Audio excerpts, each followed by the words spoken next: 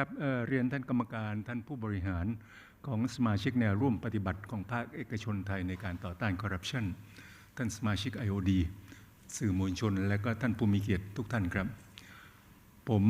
มีความยินดีขอต้อนรับทุกท่านเข้าสู่การประชุมระดับชาติว่าโดยการต่อต้านการทุจริตซึ่งโครงการ CAC ของเรานั้นได้จัดประชุมระดับชาตินี้ต่อเนื่องกันมาทุกปีตั้งแต่เริ่มตั้งนะครับปีนี้ก็นับว่าเป็นปีที่6และก็นับว่าเป็นเรื่องที่น่ายินดีที่ทุกครั้งที่เราจัดประชุมนี้จะมีเครือข่ายของบริษัทที่ได้ประกาศเจตนารมณ์ร่วมเข้าเป็นสมาชิกของโครงการ CAC เพิ่มจำนวนมากขึ้นทุกปีและก็ขยายวงกว้างในกลุ่มธุรกิจต่างๆมากยิ่งขึ้นซึ่งจากวิดีโอเมื่อกี้นี้ท่านคงได้รับทราบว่าขณะนี้มีบริษัทที่ได้มาแสดงเจตนารมณ์นะก็เป็นสมาชิกของโครงการแล้วจำนวน521บริษัทนะครับและในจำนวนนี้มีจำนวน131บริษัทที่คณะกรรมการ CAC ได้มีการพิจารณารับรองว่าเป็นบริษัทที่มีนโยบายและระบบป้องกันการทุจริตรายการทุจริตเพิ่มจำนวนมากขึ้นในทุกๆปี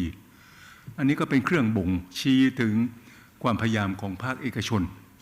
ที่ต้องการลุกขึ้นมาแก้ไขปัญหาการทุจริตคอร์รัปชันโดยเริ่ม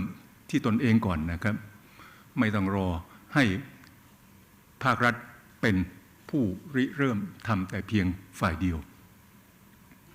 อันนี้เมื่อภาคเอกชนไทยได้แสดงให้เห็นแล้วว่าการประกาศนโยบายต่อต้านการทุจริตทุกรูปแบบและการไม่จ่ายสินบนนั้นเป็นพลังขับเคลื่อนเป็นคำมั่นสัญญาเป็นแนวปฏิบัติและจะเป็นวัฒนธรรมองค์กรภาคเอกชนที่ใช้ต่อสู้คอร์รัปชันได้อย่างมีพลังก็เมื่อเราได้เริ่มเดินหน้ามาถึงขั้นนี้แล้วนะครับเราได้ทำในส่วนที่ภาคเอกชนจะทำได้ต่อไปก็ถึงเวลาที่ภาครัฐและภาคเอกชนทั้งสองฝ่ายเราจะต้องมาร่วมมือกันหากลยุทธ์ในการทำงานโดยทั้งสองฝ่ายต่างต้องปรับบทบาทของตนเองให้สอดรับกับการแก้ปัญหาคอร์รัปชันไปพร้อมกันโดยการทั้งลดในด้านอุปสงค์ในด้านดีมานด์นะครับด้านดีมานด์ก็คงมาจากภาคผู้ที่มีอำนาจในการตัดสินใจดำเนินการอย่างหนึ่งได้รวมทั้งมีอำนาจในการเรียกร้องแล้วเราภาคเอกชนเราก็ต้องช่วยกันปรับลดภาคซัพพลายหรือภาคอุปทานโดยการลดละเลิกให้หรือเสนอให้ตอนนี้เมื่อทั้งภาครัฐภาคเอกชนสามารถร่วมมือกันได้อย่างนี้แล้วใครที่ยังคิดว่าปัญหาทุจริตคอร์รัปชันในบ้านเราเป็นปัญหาที่ไม่สามารถแก้ไขได้คนเหล่านั้นคิดว่าสมควรถูกเรียกมาปรับทัศนคติใหม่ได้แล้วนะครับท่านผู้มีเกียรติครับในช่วงปีที่ผ่านมาเราได้เห็นความพยายามและความตั้งใจของผู้นำในภาครัฐที่เอาจริงเอาจังอย่างต่อเนื่องกับการลงโทษผู้ที่มีส่วนเกี่ยวข้องในการกระทำการทุจริตรวมทั้งมีการปรับปรุงกฎหมายที่สำคัญหลายฉบับซึ่งจะส่งผลดีต่อการแก้ไขปัญหาคอร์รัปชันในบ้านเราพวกเราในภาคเอกชนก็ได้แต่หวังว่าการบังคับใช้กฎหมายเพื่อเอาผิดกับผู้กระทำการทุจริตทั้งผู้ให้ผู้รับผู้เสนอผู้เรียกนะครับการดำเนินการบังคับใช้กฎหมายเอาผิดแก่บุคคลเหล่านั้นจะดำเนินการต่อไปอย่างจริงจังและเข้มแข็งขยายผลไปสู่การเอาผิดทั้งปลาเล็กปลาใหญ่อย่าให้มีรอดไปแม้แต่ตัวเดียวนะครับท่านผู้มีเกียรติครับสำหรับหัวข้อหลักในการประชุมวันนี้ก็จะเป็นเรื่อง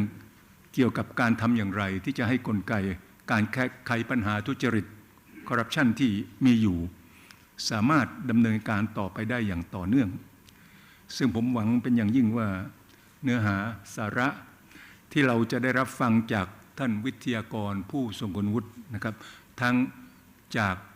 ต่างประเทศและจากในประเทศตลอดการประชุมนี้จะช่วยจุดประกายความคิดริเริ่ม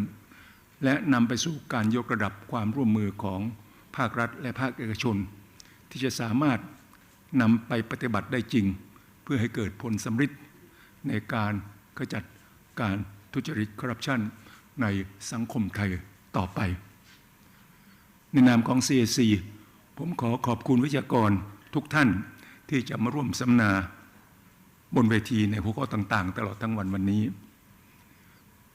ครับท่านผู้มีเกียรติที่เคารพครับวันนี้เป็นเวลาสมควรแล้วนะครับผมใครขอเปิดการประชุมระดับชาติว่าโดยการต่อต้านการทุจริตครั้งที่6ณบัดนี้ขอขอบคุณครับขอกราบขอบพระคุณนะคะท่านดร.พนัส สิมาเสถียรเป็นอย่างสูงนะคะให้เกียรติขึ้นกล่าวต้อนรับแล้วก็เปิดงานกับเราในวันนี้ค่ะช่วงนี้นะคะดิฉันขอเรียนชี้แจงกำหนดการของงานในวันนี้คร่าวๆให้กับแขกผู้มีเกียรติทุกท่านได้ทราบไปพร้อมๆกันนะคะหัวข้อแรกค่ะจะเป็นในเรื่องของการเสวนานะคะว่าด้วยเรื่องของ overcoming anti-corruption challenges international experiences ซึ่งเราได้รับเกียรติจากวิทยากรนะคะที่บินตรงมาเพื่อแนะนำแล้วก็แบ่งปันประสบการณ์เกี่ยวกับเรื่องของการต่อต้านทุจริตคอร์รัปชันในต่างประเทศค่ะเราจะได้เห็นเคสนะคะรวมถึงวิธีการนะคะว่ามีแนวทางอย่างไรค่ะจากนั้นนะคะเราจะพัก coffee break บริเวณด้านหน้าโฟเย่นะคะประมาณ15นาทีค่ะและกลับเข้าสู่การเสวนาในหัวข้อที่2นะคะกับ anti-corruption progress how to keep the momentum rolling ค่ะหลังจากนั้นนะคะเราจะเป็นช่วงของการรับประทานอาหารกลางวันค่ะซึ่งวันนี้นะคะเราจะมีกิจกรรมพิเศษค่ะ Tone at the Top Series นะคะสนับสนุนโดยธนาคารกรุงเทพจำกัดมหาชนและบริษัทปตทจำกัดมหาชนค่ะวันนี้ได้รับเกียรติเป็นอย่างสูงนะคะจากท่าน Professor Robert Clickard นะคะซึ่งท่านมาร่วมแบ่งปันความรู้ในหัวข้อ Addressing Corruption Together Strategy for Thailand ในช่วงของการรับประทานอาหารกลางวันพร้อมๆกันค่ะเมื่อเรียบร้อยแล้วนะคะเราจะกลับเข้าสู่ห้องนี้อีกครั้งหนึ่งในเวลาประมาณบ่ายโมงครึ่งนะคะก็จะเข้าสู่การบรรยายพิเศษค่ะ Steps taken by CAC and the way forward ค่ะแล้วก็ตามด้วยการเสวนานะคะกับ Leveraging the power of collective action ค่ะและแน่นอนนะคะวันนี้ในช่วงสุดท้ายในช่วงที่ท่านลอยคอยนะคะกับไฮไลท์ของเราในวันนี้ค่ะปิดท้ายกันด้วยปาฐกถาพิเศษนะคะโดยพระท่านพลเอกเปรมตินสุรานนท์ท่านประธานองคมนตรีและรัฐบุรุษค่ะก็อยากจะเรียนเชิญนะคะท่านผู้บริหารและแขกผู้มีเกียรติทุกท่านนะคะอยู่ร่วมรับฟังทุกๆหัวข้อจนถึงช่วงท้ายของการปิดงานในวันนี้ค่ะเพื่อเริ่มต้นนะคะแล้วก็แนะนำสำหรับเซสชันแรกนะคะเป็นเซสชันนะคะที่อยู่ในภาคภาษาอังกฤษนะคะท่านสามารถใช้หูฟังไปพร้อมๆกันได้เลยค่ะ Ladies and gentlemen, the session will be conducted in English. May invite our honorable speakers and moderator on the stage. First of all, may invite Mr. John Morrow, Regional Director, Asia of Center for International Private Enterprise or CIPE. Please give him a very warm welcome.And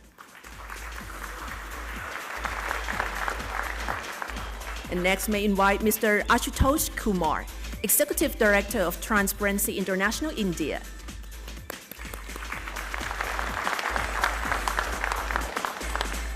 Mr. Ali Riyana,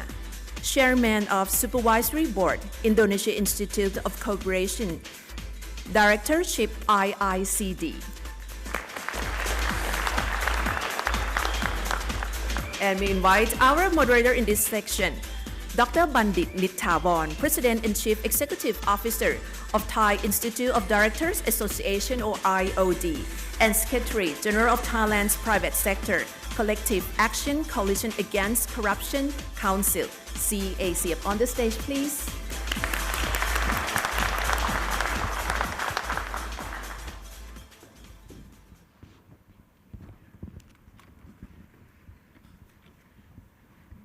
Good morning.ก็ขอกราบสวัสดีนะครับ So welcome to Thailand 6th National Conference on Collective Action Coalitions Against Corruption. And for those of you who have joined us from abroad, thank you very much for coming, and thank you for giving the honor to joining us on this panel. I think we have a full day agenda today, but this morning we would like to begin by taking stock of what's happening around the region in terms of the efforts both by the government and by the private sector in addressing the corruption issues. I think we have a very good panel this morning. John from CIPE, he is a regional director for Asia on the issues of anti-corruption, and CIPE has been a key sponsor of the CAC effort in Thailand since its beginning in 2010. We have Eri from Indonesia, a former commissioner of the KPK, which is our equivalent to the NACC of Thailand, and now also executive directors of the Institute of Directors in Jakarta. And also we have Atucho, who is the executive director of India Transparency International, who has worked extensively on the Integrity Pact efforts. So I think we can share many experience and efforts that we are doing. Let me begin by asking John, since you have so-called cover many countries in the region on the issues, I'd like to hear what I would call the helicopter view. What is your impression about the efforts at this time across the region on fighting corruption? What are the common challenges? And what has been the role, in particular, of the private sector getting involved in this effort? Please. Thank you, Dr. Bandit. And thank you for your kind words. CIPE, again, the Center for International Private Enterprise, we go by our acronym CIPE, has been the key supporter of the CAC program from the very beginning, and we're very proud to be so. And an event like this with so many distinguished guests and participants, it's hard to imagine that this initiative started with a series of small planning sessions between CIPE and all of our good friend, the late Kun Charnchai. And the success of this initiative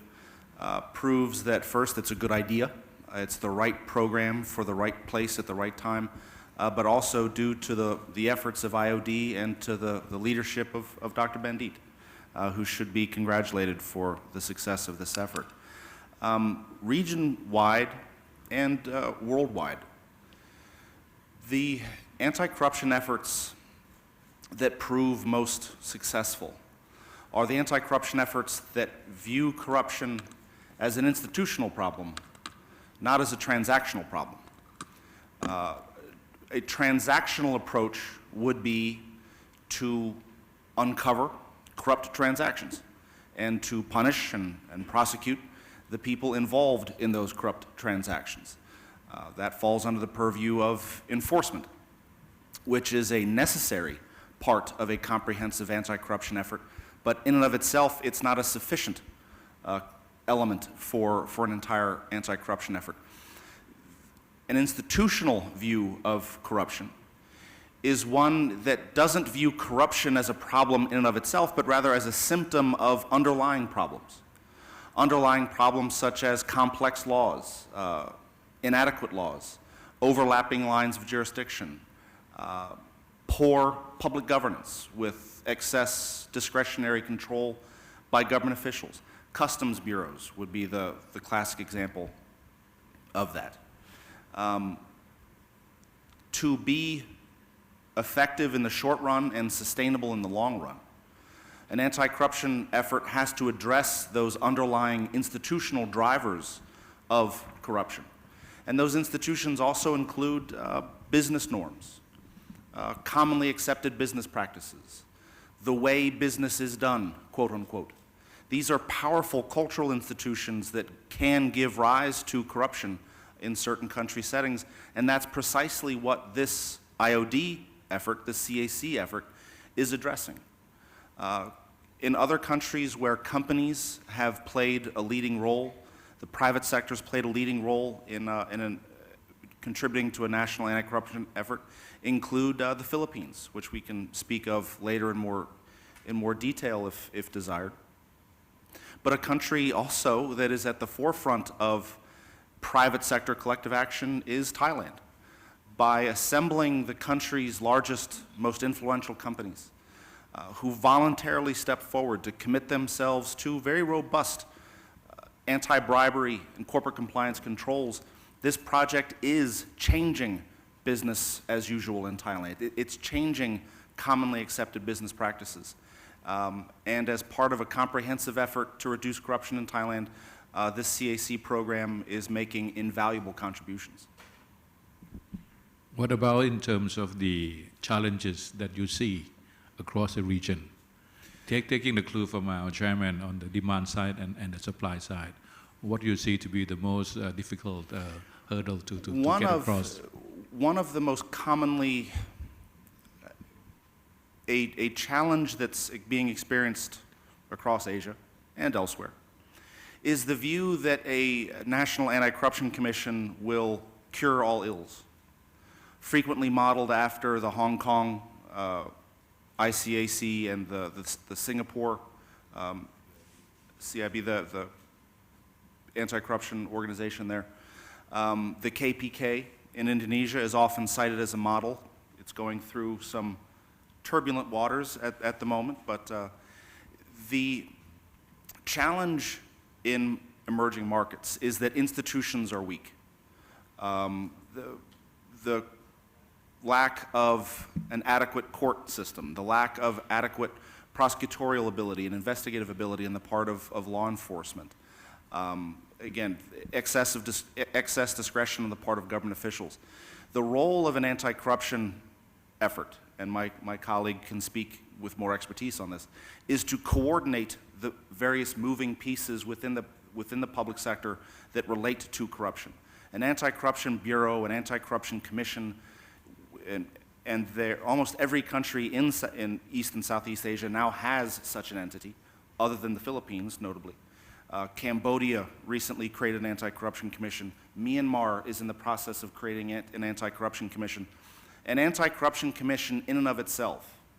without addressing the underlying institutional weaknesses in a marketplace,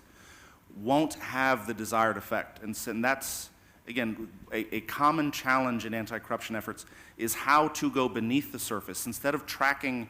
corrupt transactions, how do we catch government officials, to use an American expression, to catch them with their hand in the cookie jar and go after him, sack him, and replace him with someone else. The problem is, the challenge is that the person who replaces that sacked government official faces the same incentives, faces the same institutional dynamics as his predecessor. And the challenge is, how do you go beneath the surface to address those underlying institutions, which is precisely what the CAC program is doing here by trying to change, quote unquote, business as usual in Thailand. Thank you, John. We'll come back to the issues of incentives and how to address that. Now, let's go to India. India also has been making a lot of news and progress on anti-corruption, both at the what I call the local governments level and also at the national level. Can you share with us what's happening in India and what are the efforts that have been doing, and particularly the role of the tools, the Integrity Pack tool that India has been using? Thank you, Dr. Bandit. Regarding India, if you go to, let's say, our anti-corruption movement basically started way back in 2010-11. It was basically a civil society movement. But interestingly, we passed our RTI, that is known as Right to Information Act, in 2005, that has given a lot of power to a citizen. And that has helped every citizen, civil society organization to expose mega corruption, petty corruptions, and that has built an environment from 2006 to 2010. And that has culminated into a civil society movement in 2010 demanding a Lokpal, what we call ombudsman at a central level, and Lokayukta, that is a state ombudsman at a provincial level. So it was basically primarily started as a civil society movement supported by individuals, and with the time it started building up. And then we had our election in 2010, 2012 election, and then in 2014 we had a federal election. And in all these elections, this was the first time that everybody talked about issues related to good governance. You know, India is a quite diverse country. If you analyze the voting pattern, that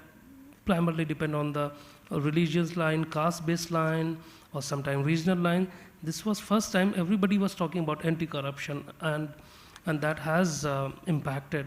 in a better way. Of course, there are the issues how whether the government has implemented certain laws, what are the loopholes, but still we believe that it's in the right direction. Of course, as if we compare say, with Thailand as compared to India,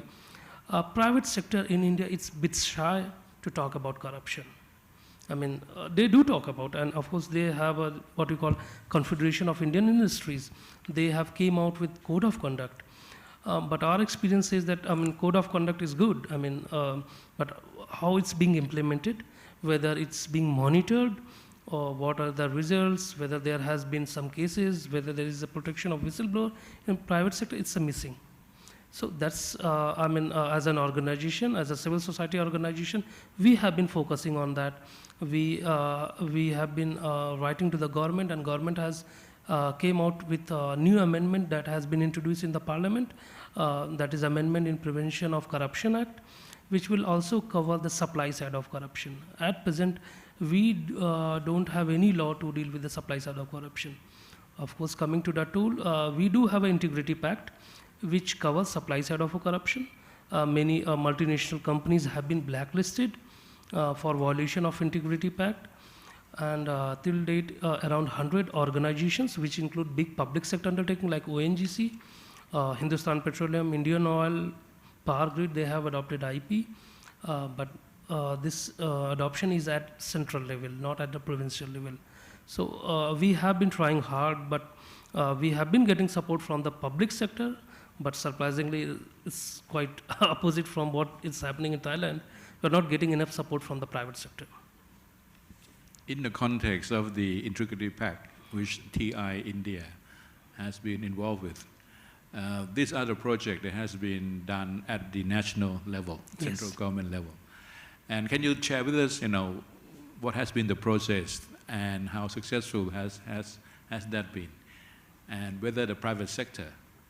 becoming more involved through the use of independent observers and so on. This is something that Thailand is beginning to get into, and it would be great to hear from you, what has been your assessment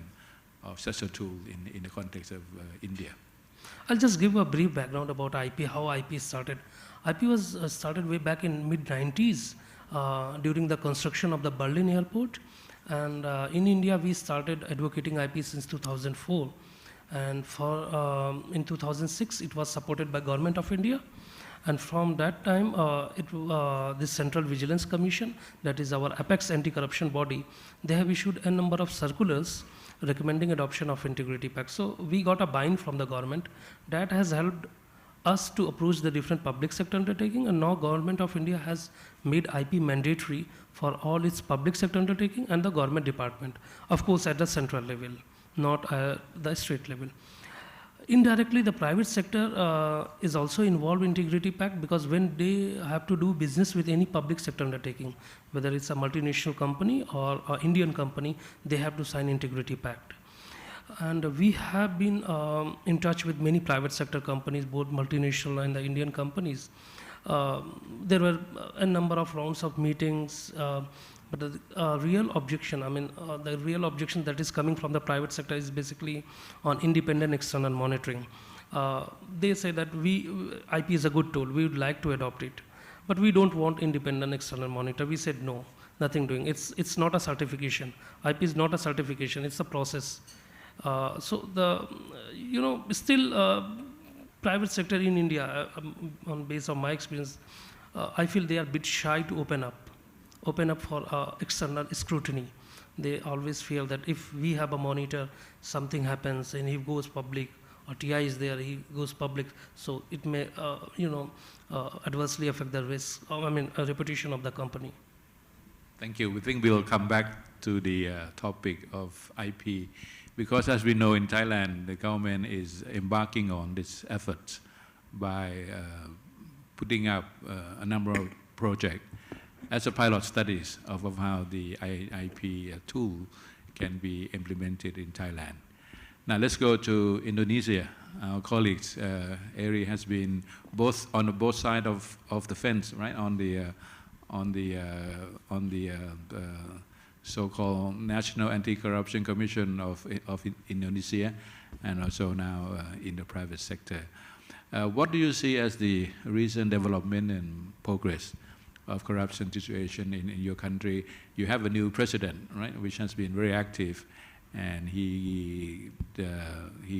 won the mandate on the basis of better governance in the country and so on. So we love to hear what's happening in Indonesia and the issues that John raised about law enforcement. What has been the challenge that you have seen in the context of Indonesia? Thank you, Dr. Bad. KPK, National Anti-Corruption Commission of Indonesia, established in 2002, and I was the commissioner 2003, 2007. So for the very first years, the challenges were there. And challenges are coming more seriously when it comes to some cases involving parliament members, or some former ministers, or some judges. Okay. So their enemies, this commission's enemies now are coming from everywhere. Parliament members, judges, police, also private sectors, of course. I come from private sector before I joining this commission, so I can feel what the private sector feel. Okay. And the challenges are still going on until now. At least there were 27 appeals to Constitutional Court towards KPK. They appeal how to weakening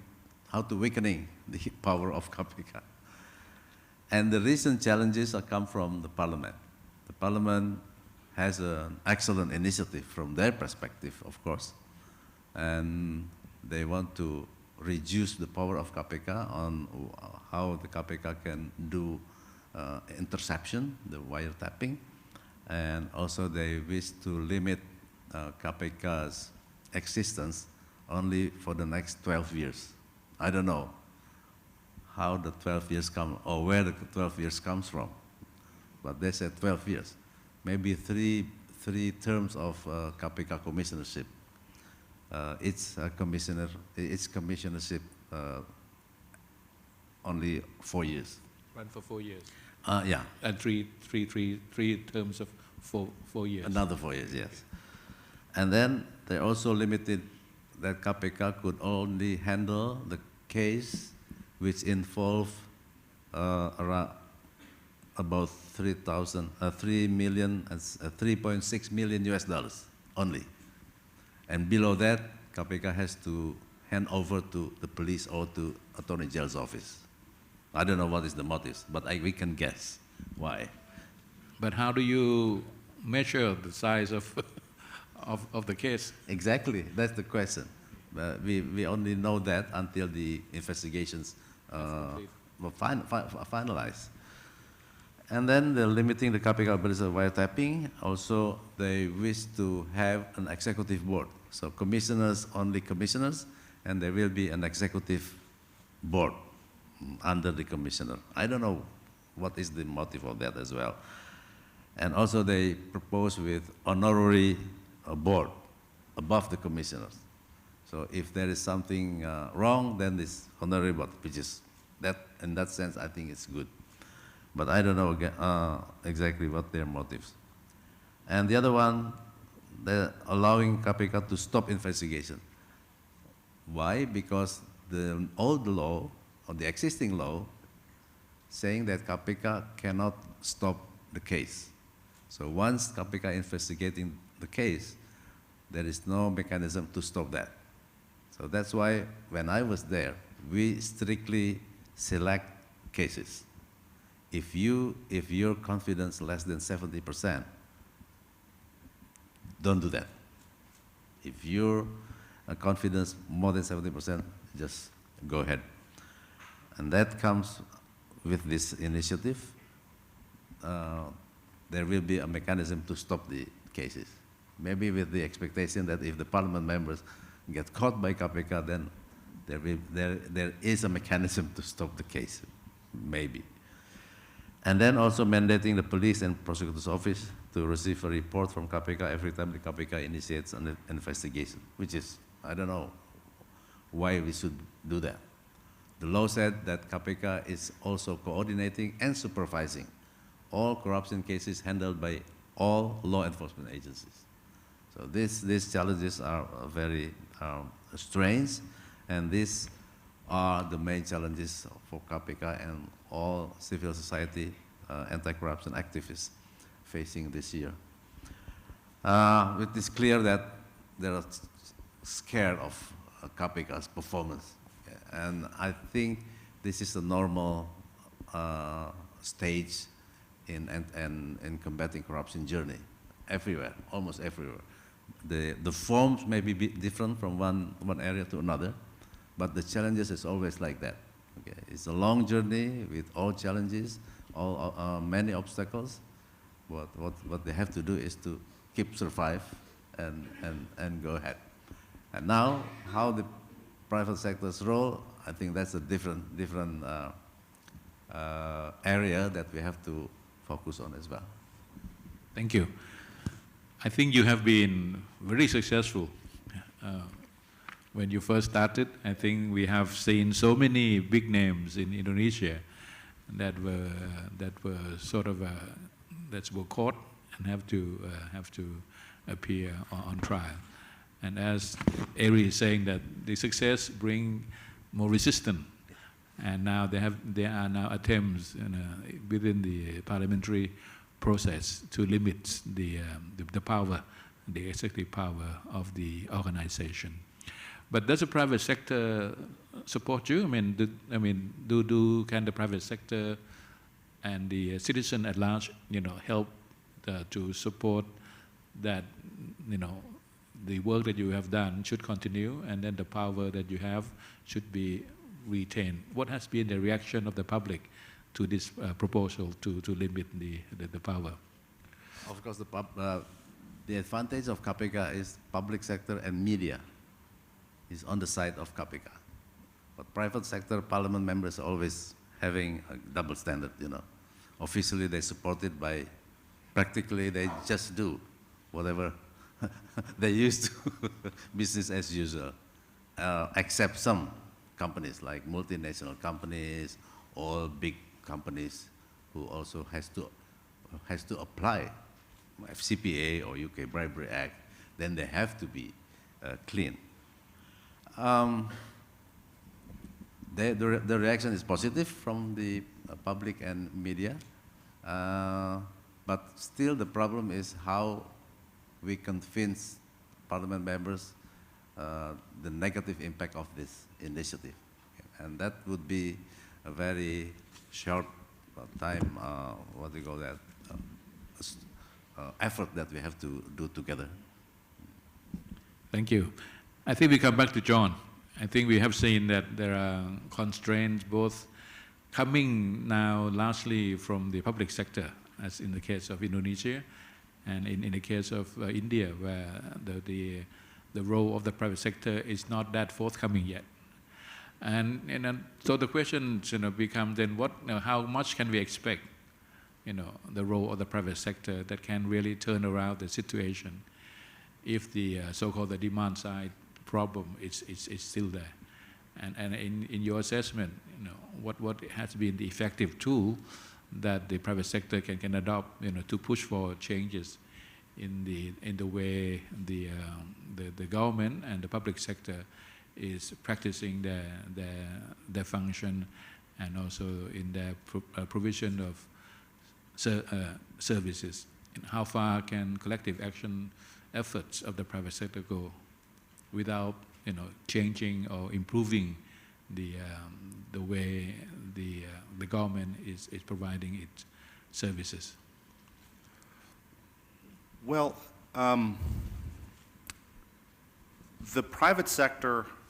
by itself isn't going to eradicate corruption from a marketplace any more than a strong anti-corruption commission will by itself eradicate corruption from a marketplace. The role of the private sector is to be part of a comprehensive approach to the fight against corruption. And there were several questions in there. I'll take them in order. First, how can, in countries like India, countries elsewhere, where the private sector has yet to really engage, they're worried about reputation, they're worried about losing market share, whatever the motivation may be, how can companies individually and companies collectively as part of business associations or coalitions, how can they be incentivized to get more engaged in the issue? And a powerful incentive, and Ari mentioned the two laws out of the United States and the United Kingdom, the United States Foreign Corrupt Practices Act, the FCPA, and the UK Anti-Bribery Act, which goes by UKAB. What these laws do, even though they're domestic laws, they have a global reach, and they provide a powerful incentive to companies anywhere on earth to address bribery risks within their operations. And to explain for a moment why, the Foreign Corrupt Practices Act, which was enacted in the United States about the year 1979, for what this law basically says is that a U.S. citizen or a U.S. company operating in another country, it is a crime in the United States for that American individual or American firm to pay a bribe to a government official in another country. But the law, as written, has a much, much broader reach. Foreign companies from any country in the world are under the jurisdiction of the FCPA if they have in any way a presence in the United States, if they're traded on the New York Stock Exchange, if they have a representative office with salespeople and lobbyists in the United States, a Thai company, an Indonesian company, an Indian company that has some sort of subsidiary that has a brick and mortar presence in the United States, they are under the jurisdiction of the FCPA. Furthermore, a company from wherever could have a pristine record. No one within that company's ever paid a bribe in their lives. But their local contractors and suppliers have a terrible reputation, paying bribes right and left to get good land use deals, to win concessions from the government. Under the FCPA, that company with the pristine record is legally liable for the bribery of its agents and third-party contractors. It's called third-party liability. Now, for 25 years, the FCPA was a forgotten law. It existed on paper. I think from 1979 to about the year 1995, there were fewer than 10 investigations and FCPA cases. Enforcement, however, is now skyrocketing. In the year 2014,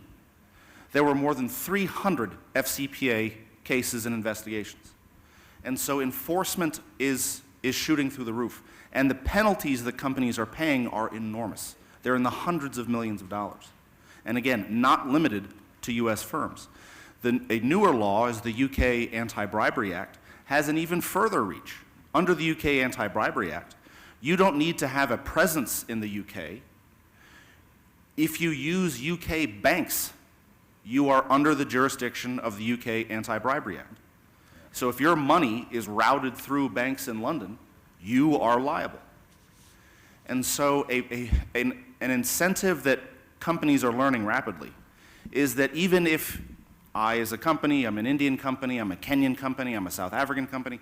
I don't need to worry about these European and American laws, you do. And written into each law is a provision that if a company has made a good faith effort to have a compliance system that addresses bribery risks, that will be factored into when the government decides whether or not to prosecute. And so even if, God forbid, something does go wrong, an employee is paying bribes in order to win contracts, if the company can document that it has made a good faith effort to prevent bribery,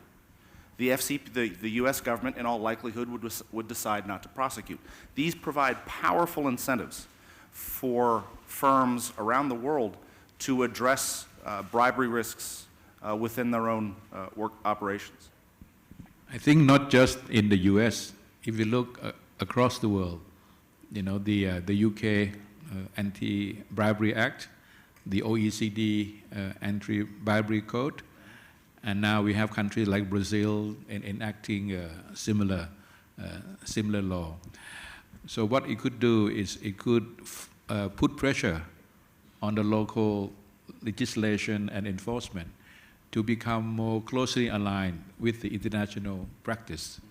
And I think this is what we see happening here in Thailand with the last amendment of the Anti-Corruption Act of our NACC, that now the so-called business entity, you know, could be liable, you know, for corruption charges if their employees, you know, engage in paying bribes to the officials. And if I may, it's a new program that CIPE is getting started in Indonesia, where we'll be working with small and medium-sized enterprises that are part of or that wish to become part of the value chains, the supply chains of larger firms. Because as I mentioned, a local parts supplier, a local law firm, a local marketing firm that has a contract with Exxon, with Toyota, a large international firm, Toyota, Exxon are liable if that company is paying bribes or has a bad reputation. And so we'll be, in part, drawing on some of the lessons learned from this CAC program here, the training programs that IOD is offering, of helping small and medium-sized enterprises develop strong internal controls, anti-bribery compliance programs, and their incentive is that they want to be or they want to remain part of the supply chains of larger firms. I think the latest amendment of our law also moving into that direction, that firms become liable for the action of their employees, excepting for the fact that the companies can demonstrate that they have the policy and system in place that could be factor, you know, against the action of a particular employees. So I think this could provide an incentive for companies to become more aligned in terms of their business behavior, to be consistent with the practices that are being observed outside Thailand. But we have yet to see, you know, what would be the impact of this on the business sector itself. But the fact that we have these CAC facilities that can provide certification on policies and practice, I think that could help for companies, you know, to have an option or a facility to use in order to provide themselves with the right policies and compliance system. So I think we are seeing the improvement on the public sector, not on the individual country's legislation itself, but on the pressure coming from outside that demands more consistent behaviors of companies. We can come back to these issues of how this can be filtered out, you know, to smaller businesses that could be caught in the same dilemma, in the sense that they can have to have similar policies and process, whereas, you know, their business might not be that large to be able to absorb the new system that have to be put in place. Now, my interest is more on India. You have a very large private sector, right? And I should mention that the private sector companies in India are not very forthcoming. But many of your companies are really multinational, really big, you know, and operating worldwide. Do you see the disconnect between what is the behavior of the large company that needs to be more inconsistent in alignment with the international practices, and the local, the local domestically oriented company that has to operate in a much different environment? And in that case, you know, how the issues of corruption could be tackled, especially on the local domestic private firms. So coming to the Indian companies, I can't generalize, but that depends on the history of the company and also the promoter of the company. I mean, there are companies I can name, like Tata, they have very strong code of conduct policy, and I mean, it's implementable, and they have been quite vocal about anti-corruption efforts. But of course, there are certain multinational companies, I mean, from the Indian companies who have been talking about it, but if you go through their website also, or you approach any officers, it will be difficult for us to find out who is the compliance officer. So that that is the level of commitment of coming to the anti-corruption. Of course, another aspect is also that what we have been talking about, the laws. Now, Indian government, you can say, pressure maybe from the G20 or other group, or pressure from the civil society, a demand to increase transparency in the private sector, came out with new Companies Act 2013, and it widely covers the anti-corruption part also, whistleblowing. I mean, the company can be held liable for any bribery or the cases related not only in India but abroad. So now the law is implemented, rules have been framed. So I'm hopeful that within a couple of years there may be instances which can be having both positive as well as a negative impact on the Indian companies. What is required is maybe more activity from civil society or the general public also, because in general we have been talking about corruption in government. So we always feel, as a general, in India, I'm talking about Indian context, that its problem is more of a demand side rather than supply side. So we have been, TI India has been focusing on supply side, but maybe it will take at least 1 or 2 years to see the effect of this company's bill, which has been basically passed by the parliament and has become act. Second point, like panelists have been talking about FCPAs and UK Bribery Act, because we have been doing a lot of research on Integrity Pact, and almost all these private sector companies have to sign Integrity Pact when it comes to the dealing business with the government. What we have seen, the companies have been, there is a, if you can divide the companies can be divided into 2 different categories. One, companies like signing Integrity Pact without going into what are the provisions of IP. Other companies who are, I mean, under the ambit of FCPs and UK Bribery Act, they will go through each and every clauses of Integrity Pact. They will raise their queries, they will come to the monitors, they will come to the local chapter also. We do get a call from their legal head sitting somewhere in Austria. So it's more of a mindset also. You know, that is also required. But coming to the bribery part, it's very difficult for me to say. I'll not name the company, but as the companies who are multinational also in Indian, I can say that the bribe is still paid, though they are compliant companies, but of course to the subcontractors, through the agents, and it has taken into shape of a policy level. So it's very difficult for any individual to detect it unless somebody, some whistleblower from the organization comes with a proof. So it's very complex. I mean, it's becoming complex with the laws also. So the implementation part is missing in India. That's what I've seen. So this would be the common challenge in most companies in Asia. I think in the case of Indonesia, let me ask you about the private sector, because the private sector in Indonesia is very dynamic. You can see from the growth rate of the country that has been doing well in the last 4 or 5 years. And also, it's a bit similar to Thailand. You have groups of large companies that tend to dominate the top tier of companies. And then you have a vast, smaller companies that they operate. But the corruption would affect all companies, right? So my question to you is, you know, do you see how the private sector in your country is responding to this, not in terms of trying to cope with it, but in terms of trying to become part of the solution by changing the behavior or pushing for changes at the governmental level, both in terms of enforcement, transparency, or in terms of changing the content of the legislation. What has been the activities and the action of the private sector and the civil society in helping to contribute to solving the corruption problem? Until 6 years ago, I think the efforts of the private sectors to make an important role in combating corruption is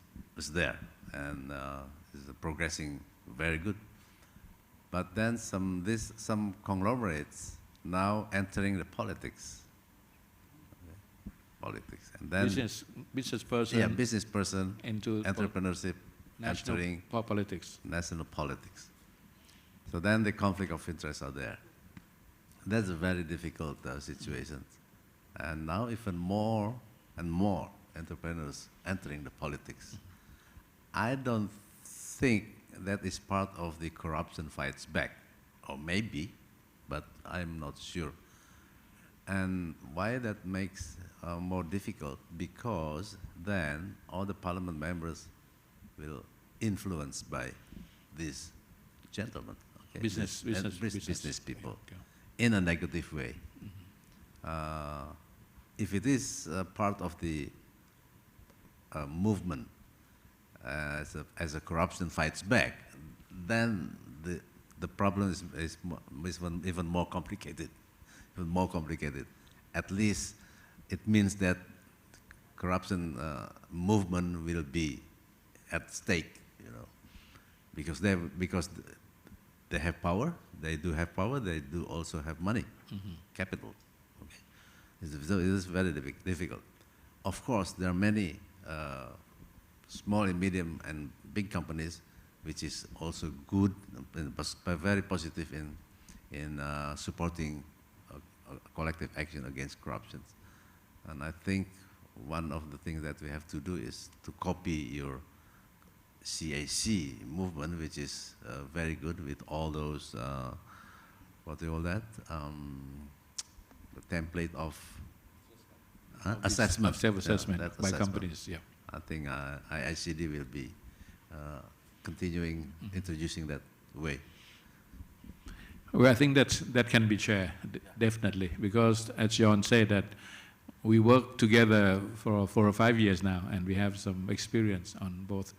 on how to certify and how to do the training. My intention is to maybe we go one more round on the issues that I have certain questions that you would be the best person to do it, and then we will open up for Q&A. I think we still have plenty of time. I think the audience probably pick up a lot of interesting points that they would love to ask you further, both from the IP perspective and from the experience of enforcement. But let me go back to John first. I think the real challenge is how we get a more responsive change on the demand side, okay? And I think you know about what's happening in the Philippines regarding the project that I'm doing by Jess, the team of the Institute of Solidarity for Asia, which try to improve how the government provide services, to the private sector. I don't know whether you can share with us, what's happening, and whether this could be some sort of a model that can accompany our efforts on the private sector, that it could be similarly conducted with the help of the private sector, to push for changes in the way the government operates. Sure. Times in the Philippines, times are good.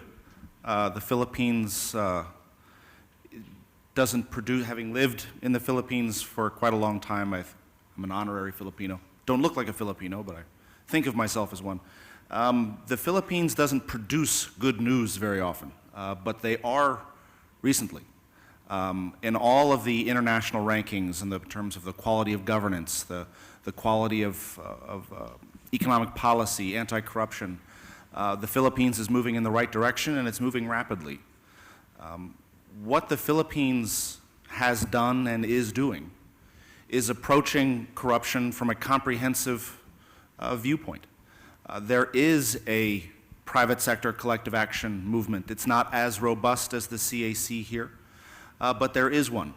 Companies are getting engaged voluntarily, stepping forward to committing themselves to the highest standards of corporate compliance. There is also an effort led by civil society, a program that CIPE has supported for many years, to improve the quality of public governance in the Philippines. There is also an effort on the part of the Philippine IOD, another program that CIPE has supported for many years, to improve corporate governance. And you also have a real commitment on the part of the country's elected leadership to address corruption as well. And so the Philippines is making progress in the fight against corruption because it is treating corruption as part of a broader governance issue.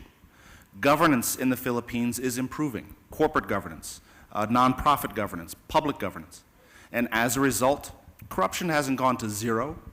You find corruption in the United States, you find corruption in Singapore, in Denmark. It's just much more rare because it's harder to do. Corruption is the result of a cost-benefit analysis just like any other behavior. And it's a well-documented fact that corruption becomes more rare when it becomes more risky to engage in. If the expected return on engaging in bribery is low and the likelihood of getting caught is high, the odds that corruption will occur become much lower. That's what we're seeing in the Philippines and elsewhere, where again, corruption is part of a broader conversation on governance. And that brings up a point to highlight, because that is why CIPE supports anti-corruption programs around the world,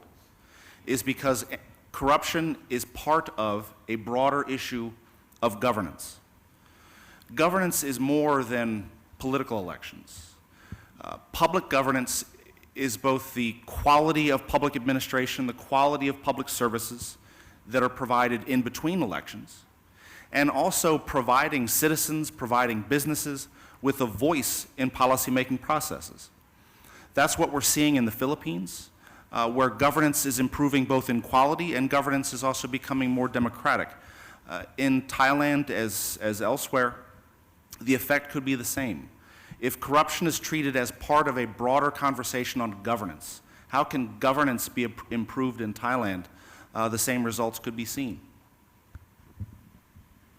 And I might add, apologies, the business community has a very clear incentive to be part of the broader conversation on governance. The quality of corporate governance, the quality of public governance, the extent of democratic governance has a direct impact on tourism, a direct impact on foreign direct investment. And so this need not be a CSR initiative on the part of companies to support efforts like this. They have a vested interest in the form of their bottom line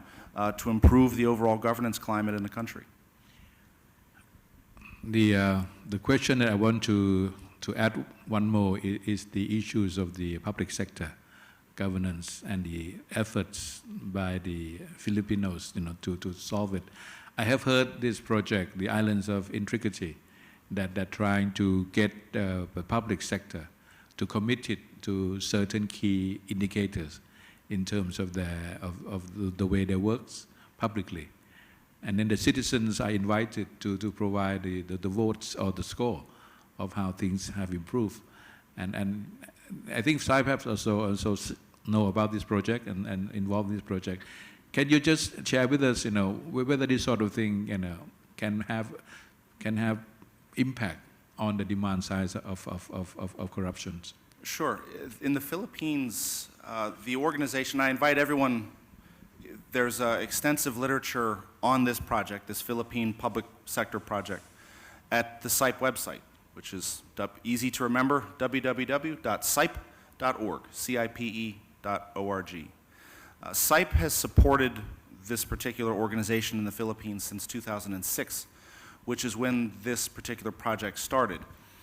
It focused on governance at the local level in the Philippines.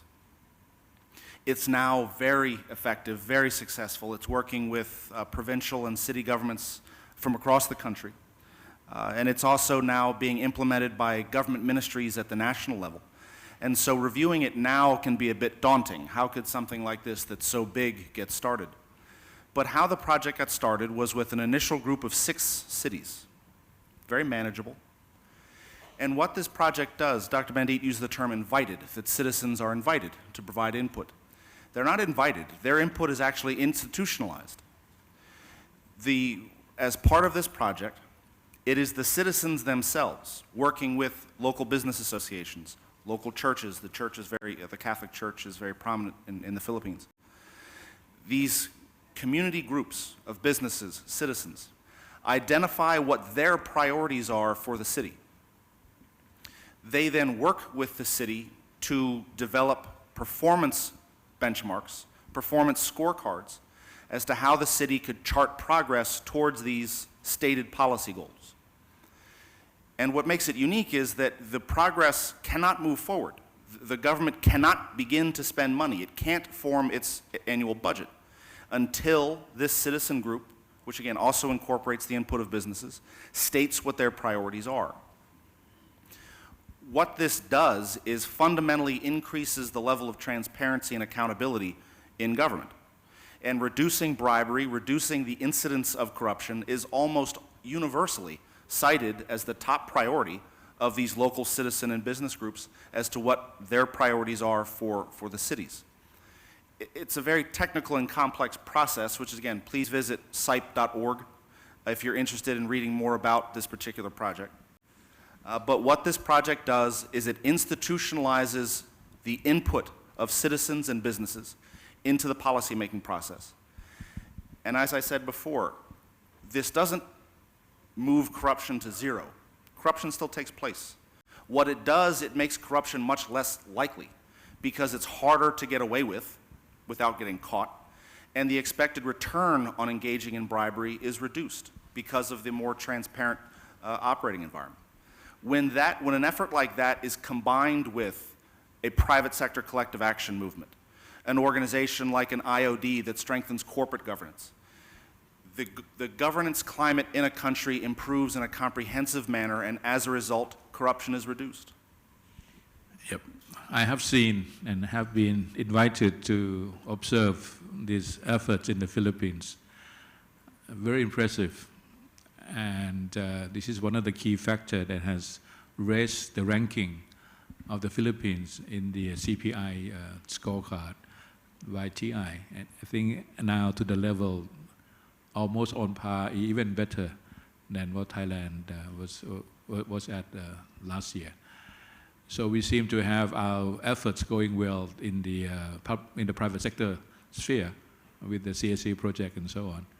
But on the public sector, we have yet to begin something. But on the contrary, on the Philippines, they have started very strongly on the public sector, and now they are moving into the private sector. So I think these two could be complementary, and I think it's worth that we in Thailand learn from what has happened in the Philippines. Now come back to India, and the point that I want to ask you about is your experience with the Integrity Pact project, because the Thai government is now committing itself to expand the use of this tool in many of the investment that we are embarking on. India have been doing this for a long time, both at the national level and at the local government level. My question to you is, what would be your sort of suggestion and advice, for a country that are embarking on this new initiative? What are the obstacles we need to understand and try to address? And what are the failures and the common mistakes that we try to avoid in order to be able to use this tool more effectively, drawing from your experience in India? Regarding experiences of Integrity Pact in India, I can say it's a mixed type of experience. Some organizations or public sector, they are doing excellent job. Some are in middle level, and some are, of course, especially in the mining areas, we are not very satisfied how IP has been implemented. As I pointed out, this IP is a process. So success of IP depends on the management. Success of IP also depends on independent external monitor. success of IP also depends on the vendors or the bidders who participate in the tendering process. Based on our experience, I can say that there are certain areas, especially the mining and of course the construction side, they have a lot of challenges. Challenges in terms of course, in our case, the IP has been supported by the Central Vigilance Commission, that is anti-corruption body. So it was made mandatory. So there was no option for any government departments or organization to deny adopting IP in their procurement process. What I have seen that many of the companies, when they do business with public sector undertaking, they sign integrity pact document without going through the documents. What can be the implications? Because it's if you go through the case of blacklisting of VVIP helicopter deals, some of the firms, multinational firms, have been blacklisted for the violation of integrity pact. So for many of the Indian companies, when we interacted with them, we asked them, what you know about integrity pact, you have been signing IP. Many of them, they are not aware of it. I mean, what are the different provisions? For them, it has become a very routine document. But when some of the companies have been blacklisted, when some of the penal action have been taken, so they become a bit careful about it. But who does this blacklisting of companies? Blacklisting is basically done by the independent, I mean, it's basically recommended by the independent external monitors. Okay. And it is done by the company. Mm-hmm. So, and like Ministry of Defense, so it's done at the ministerial level, but that is based on the recommendation of independent external monitor. Because if you go through integrity pact clauses, there are different clauses. One clause talk about previous transgression. I mean, if you have paid a bribe, let's say in Brazil, to get a contract and you have not disclosed it, mm-hmm. And somehow the information is leaked, mm-hmm. or somebody complained it and it's proved, then you will be blacklisted. Your EMD, that is earnest money, will be deposited. Okay. Bank guarantee will be encashed. So there is a lot of strong penal provisions. Second important aspect may be choosing the independent external monitor. Mm-hmm. I mean, whom you appoint IEM. Somebody who must have the domain knowledge of the subject, mm-hmm. Who is committed and having the impeccable integrity, because it's a very important job, and who feel for the cause. I mean, who believe in the anti-corruption. It's not like another consultant work. I mean, you are appointed, you do a job. You should feel for it. Mm-hmm. I have seen in some of the cases where IEMs are very proactive. I mean, they do visit the field site also to know the quality of work which is being done. Some of the IEM I have seen that they are more focused on, let's say, in tendering stage only, mm-hmm. not going to execution stage. The real problem, what we are facing, is our tender process, because of e-procurement, e-tendering process, they have become more or less transparent. Mm-hmm. The real problem comes in the execution stage, mm-hmm. and formulation of the notice inviting tenderer. The NIT is framed in such a manner that, I mean, it can qualify only certain parties. I mean, so you need somebody who is a real expert and who has a hands-on experience and who is very well committed. So choosing and getting the IEM is also a challenge. These are not easy to find, right? People that have the knowledge of the project, yeah. and are willing to devote the time, yes. and also the being committed to the transparent process of, yes. the IP itself. But in your experience in India, where do these people come from? In our study that we did it last year, about 67% of the IEMs are the retired civil servants. Retired civil servants. Civil servants. Some few are from the private sector, mm-hmm. because many of the private sector, I mean, they are the consultant. I don't think that they will be willing to take this assignment because they are not paid as per the mm-hmm. standard, international standard. So 60 to 70% are the civil servant, retired civil servants. Mm-hmm. And one more important challenge, that's what I have seen, is basically advocacy of integrity pact, mm-hmm. among vendors. Mm-hmm. In our India, we have two set of anti-corruption bodies which are running in every organization. We have vigilance officers, it's like a compliance officer. Mm-hmm. So every organization has a vigilance setup. and the head of the organization known as Chief Vigilance Officer, who is directly appointed by the anti-corruption body, that is CVC. So many times, vendor, they do approach to the CBO, that is Chief Vigilance Officer, rather than coming to the IEM. And IEM is basically a preventive person. He's not a vigilance person. So he's not going to do a post-mortem. He will be there to assist the organization and to resolve the cases which may not be directly related to the corruption as such. So, you know, many times vendors are either shy or they are a bit reluctant to approach IEM. So that's another thing. I mean, if I can talk, I can talk in detail. But if any of participants are interested, they can visit our site also. And we have also working on site integritypact.in, where we'll sharing our experience, where our reports, some of the feedback from the IEM, some of the case studies, multinational case studies, which involve Siemens and Enrich, how the IP has been helpful, and how we have resolved the cases which have been directly reported to Transparency International India. Just to share with you, the government is now starting with the use of Integrity Pact tool in about 3 or 4 investment projects. And we have assembled a team of independent observer that will be taking part in the project. And our institute has been asked to provide training on how the independent observer should go about conducting their work. And in doing this, we have engaged a very good expert from the UK to give us advice on the process and on the operating manual, you know, of how the observer should conduct their business. And at the same time, we have asked for advice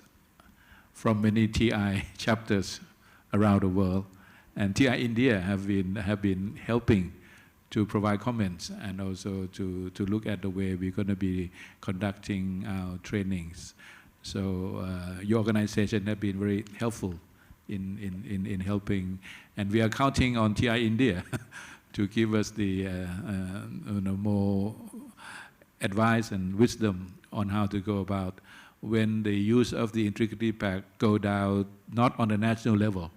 but go down to a more sort of provincial level. Now let's come back to the key issues that I would like to ask the Commissioner. This is, in Thailand we talk about how to speed up the court process, in anti-corruption trials and so on. And there have been suggestions about using your example of having a special court that can deal with the corruption cases, both in terms of consistency and in terms of the speed of getting things done. Now, from your experience, is it something that we should study more, or something we should try to do? Or is it something that you have a reservation about? Because in your case, it has been both good result and also mixed result on this. Yes, initially this special court is running very effective. Why? Because the panel judges of this court is 5, consists of 3 ad hoc judges, comes from practicing lawyers or academia or social active with a legal background. And the 2 are career judges. Okay. So the objectivity of this panel is clear. The first 5-10 years was going very effectively. But then there is a resistances and jealousy, between career judges and ad hoc judges. Within the 5 people? Within the 5 people, where you have the career judges and the invited judges from outside. Judges, yes. And it makes some jealousy situation within the Supreme Court, within the career judges in general. Okay. And then there is an effort to modify that. Initially, only cases handled by KPK goes to this court. But then the Supreme Court says, no, it's not, it's impartial. It's partial. We have to make it impartial. So all corruption cases should go to this special court. So the special court expanded, and that changes the composition of the court. The head of the local court in any city has the power to determine whether the five judges consist of 2 ad hoc or 3 ad hoc. Mm-hmm. That start of ineffectiveness of this court. So I think we have to make a clear law on how this court running from the beginning. Okay, we have to avoid any effort, any attempt to change this on the way. But so far, still okay, but not as effective as before. As before. Okay, so that's the lesson that you can get from our experience. In terms of appeal, can the accused, once your special court have looked into the case and have made a verdict, is there a system whereby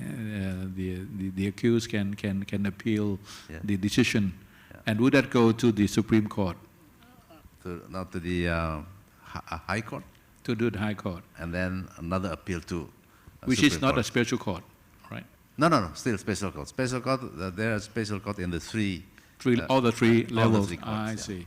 And who are the judges for the appeal courts and the High Court? Are these same composition. Same composition, I see. Composition. So that's interesting. And do you have difficulties getting invited outside judges to join? And who are these people? Well, what sort of background? Why do they would be committed to be sitting in the courts? Initially, because the court is limited and only located in Jakarta. So all cases from all over Indonesia should come to Jakarta and handled by this court. But now it's spread out to all the big cities. Then the recruitment should be much more than what we initially recruited. So then the quality is going down now. Is it like in India, we have retired civil servants, we have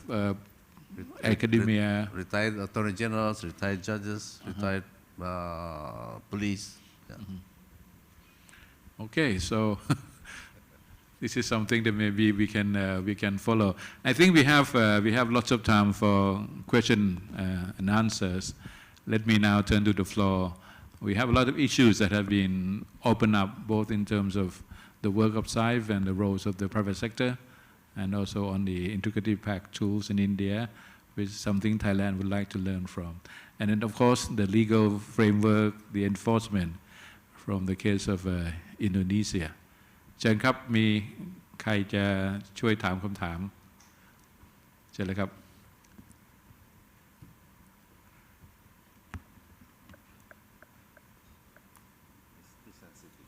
Too sensitive เชิญครับ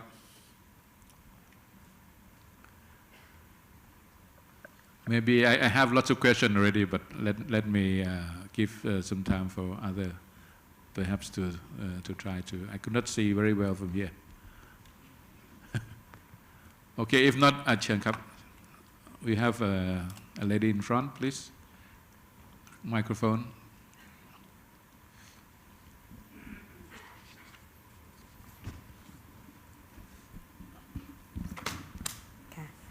ขอบคุณค่ะจะถามในแง่ของกฎหมายนะคะในกรณีที่มีการคอร์รัปชันข้ามพรมแดนนะคะไม่ทราบว่าทฤษฎี Effect Doctrine เนี่ยจะสามารถนำมาใช้กับการกำหนดเขตอำนาจศาลในการดำเนินคดีซึ่งมีการกระทำนอกพรมแดนของรัฐแต่ว่ามีผลกระทบในประเทศนั้นๆด้วยหรือเปล่าเพราะว่าคอร์รัปชันเนี่ยมันเป็น international network แล้วก็เป็นtransboundary crime ด้วยนะคะก็เลยอยากจะเรียนถามในแง่ของ legal aspect นะคะ This is a questions about cross-border corruption, legal undertaking, whether the court power in one country, investigating the corruption charges of a person would have the what you call the judiciary power to extend beyond its own border อันนี้ถูกไหมฮะที่ถามหรือว่ามีศัพท์เทคนิคเมื่อกี้นี้ doctrine เนี่ย state jurisdictions across ขอไมโครโฟนนะครับ I wonder whether the effect doctrine can be applicable to the trans-border litigation for the state jurisdiction. For example, if the corruption has been committed outside the country, whether that country which will be the victim of the corruption or any damages caused by the action outside the country, and that country can have the state jurisdiction to take action or litigation on that corruption or not, including the cooperation of litigation outside the country as well. Thank you. Eric, can you take up maybe John on the asset recovery? Yep. I don't have any experience on that, but in investigation stage, yes, at least in ASEAN countries we have a very good relationship on that. And one example is when a wife of a police general committed a corruption case here in Thailand, and then they hide here somewhere in Thailand. They work closely with NACC and the Thailand police, and no problem with that. And we can get the suspect very easily. Of course, there is some protocol on that, MLA, something like procedures to be followed. So in the investigation stage, the cooperative procedures is already been established. Yes. But what about when it comes to the actual court action itself? Yeah, I haven't got any experience on that. I think similar cooperations are there within ASEAN at least. John, would you like to add on this issue? Sure. The issue of cross-border jurisdiction is a growing trend. I won't use company names because that wouldn't be fair to them, but it's a case that's ongoing right now. The biggest retailer in the United States, the retail store. In fact, you can probably guess who it is. It's the world's largest retail store. It's headquartered in the United States. It is currently facing investigations in Germany, the United Kingdom, the United States, Australia, and Brazil because of bribes paid in Mexico. And it wasn't even the company itself that was doing it. They were local contractors and local agents of the company. And what these agents were doing, they were bribing local government officials to get discounted rates on land purchases because this store requires a lot of space, physical space to operate. And so this company, this enormous company, was hiring agents in Mexico to take care of our land acquisitions. And as a result of the actions of these third-party agents in Mexico, this company is being investigated by governments all over the world. And it's because of the propagation of these Foreign Corrupt Practices Acts. Again, the first one was from the United States. Again, what this law says is that an American citizen or an American company goes to Thailand, goes to Kenya, goes to Indonesia, and bribes government officials. That is a crime, not just in those countries, it's a crime in the United States. And it's not limited to just American citizens and American companies. If a Thai company or an Indian company has some sort of physical presence in the United States in the form of a representative office, salespeople, those companies, even though they're headquartered in Thailand, Indonesia, and India, they are legally liable in American courts. And it's the similar language that's in the UK law. And what's making this a global trend is that these laws are propagating around the world. Brazil now has a similar law. Canada has a similar law. Australia has a similar law. China, of all countries, has a law similar to that. And I've learned, Dr. Bandit was telling me, and others have said, that the Thai anti-corruption laws are now being amended to include similar language, that a Thai citizen travels to Myanmar, travels somewhere else, and bribes government officials. That person, that Thai citizen, is not just liable in Myanmar and wherever else. That is now a crime in Thailand. And so your question is an excellent one, because this issue of cross-border jurisdiction is a growing trend. And it's not just cross-border, it's global. Committing crimes related to corruption is now effectively a global offense, which subjects a company to legal liability in countries around the world. Thank you, John. เชิญเลยครับเชิญครับมีท่านสุภาพสตรีและก็ท่านสุภาพบุรุษข้างหน้า Yes, thank you. We have to make full use of our panelists who travel all the way from their countries to our session. เชิญเลยครับ สวัสดีค่ะคำถามที่ My question is under the FC Foreign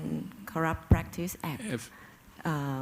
do they have a prescription period for taking actions against those who violated that act? That's question number one. And just share with you that under Thai law, the prescription period is just 10 years. And I understand that there's an effort to change that law so that there's no prescription period. That means no matter how long you run away, you still have to face that when you come back, or it would stick, and someone could bring up the actions against you no matter how long it has been. Is that the case? And for Dr. Bandit, is CAC is doing anything to push that the law is changed so that no prescription period for that crime? Thank you. Okay. Let John. Is there a limit By on prescription period, you mean like statute of limitation? Limitation. Yeah. Statutory limitation. To be honest, I don't know what the statute of limitation is for liability under the FCPA.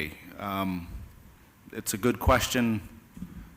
I'm afraid I don't know the answer to that in terms of how long someone is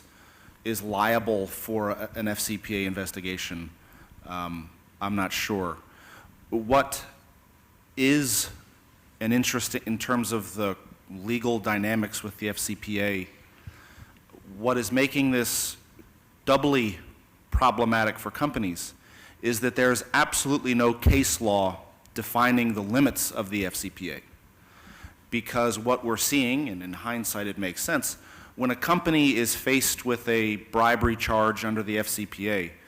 not a single company has gone to court. Because it's ugly PR to have to go to court to defend yourself saying, no, I'm not corrupt, I haven't been paying bribes. And so all of these cases are settled out of court. Literally every single case has been settled out of court. And so there's no, I'm not an attorney, but because there's no case law in which the government loses cases that would define the limits of what the government can do, what sorts of things the government can charge and accuse someone of, the scope of this law is immense. But as to the length of the statute of limitations, I'm afraid I don't know the answer to that. Just to go back to the Thai example, I think this has been an issue that we in Thailand wants to make sure that the accused cannot just wait until the limiting period's over, and then they can feel more comfortable with what they did. I think then an attempt has been made to change the law in Thailand so that the limiting period would be longer or indefinite. And I think we have succeeded to do that, but the exact wording of it, I cannot remember exactly. But it's something like the counting period would not begin until certain trigger happen, and then that trigger, if it doesn't happen, the counting period would continue to be there. and so something along that line, which would imply that this limit would not be there, in a sense. So, but I cannot remember the exact wording. Maybe someone from Papacho or from the legal profession could help to expand the exact wording. เชิญครับอาจารย์ครับ Microphone, please, up in front, and then the two gentlemen here.เดี๋ยวจะช่วยตอบเรื่องกฎหมายป่ะครับเชิญเลยครับครับตอบเป็นภาษาไทยนะครับในส่วนของกฎหมายของไทยนะฮะเราได้มีการปรับปรุงให้สอดคล้องกับพันธกรณีของอนุสัญญานะฮะสหประชาชาติว่าด้วยการต่อต้านการทุจริต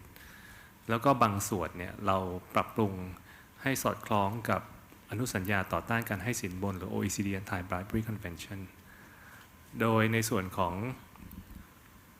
คำถามแรกที่ทางท่านสุภาพสตรีได้ถามไปนะครับว่ากฎหมายไทยเนี่ยมีผลกับการกระทำความผิดที่เกิดขึ้นนอกราชอาณาจักรหรือไม่ก็ต้องตอบว่าในอนุสัญญาฉบับนี้เนี่ยแล้วกฎหมายที่เราปรับปรุงเนี่ยนะครับซึ่งเพิ่งผ่านสนช.ออกมาบังคับใช้เนี่ยส่งผลให้รัฐภาคีของอนุสัญญาเนี่ยซึ่งมีอยู่177ประเทศในขณะนี้เนี่ยผูกพันนะครับที่จะต้องปฏิบัติตามแล้วก็ถือว่าเป็นการกระทำความผิดดังนั้นเนี่ยสนธิสัญญาฉบับนี้เนี่ยทำให้การกระทำความผิดเนี่ยรัฐภาคีจำเป็นที่จะต้องให้ความช่วยเหลือซึ่งกันและกันรวมถึงเรื่องการติดตามทรัพย์สินคืนนะครับในส่วนของคำถามที่2นะครับเรื่องอายุความนะครับเราใช้หลักของหลักการที่เรียกว่าอายุความสะดุดหยุดอยู่นะครับได้มีการปรับปรุงแล้วในกฎหมายฉบับที่3นะฮะในกรณีที่ผู้กระทำความผิดหลบหนีออกนอกราชอาณาจักรในส่วนของอายุความจะสะดุดหยุดลงเมื่อได้ตัวกลับมาก็จะถึงจะนับต่อนะครับอันนี้ก็เป็นการดำเนินการแก้ไขให้เป็นไปตามหลักการสอดคล้องรองรับกับอนุสัญญาด้วยนะครับขอบคุณมากเลยครับทางปปช.ที่ช่วยชี้แจง I think you must have heard that we have the extension we have amended the law to take care of both issues in terms of the duty and responsibility of the countries that have pledged on the same law to have the duty to cooperate, and also making sure that the law is viable enough to be applied to those who escape or leave the country, hoping for things to change. Our colleagues there in front, please. เชิญครับไมโครโฟนข้างหน้าครับข้างหน้า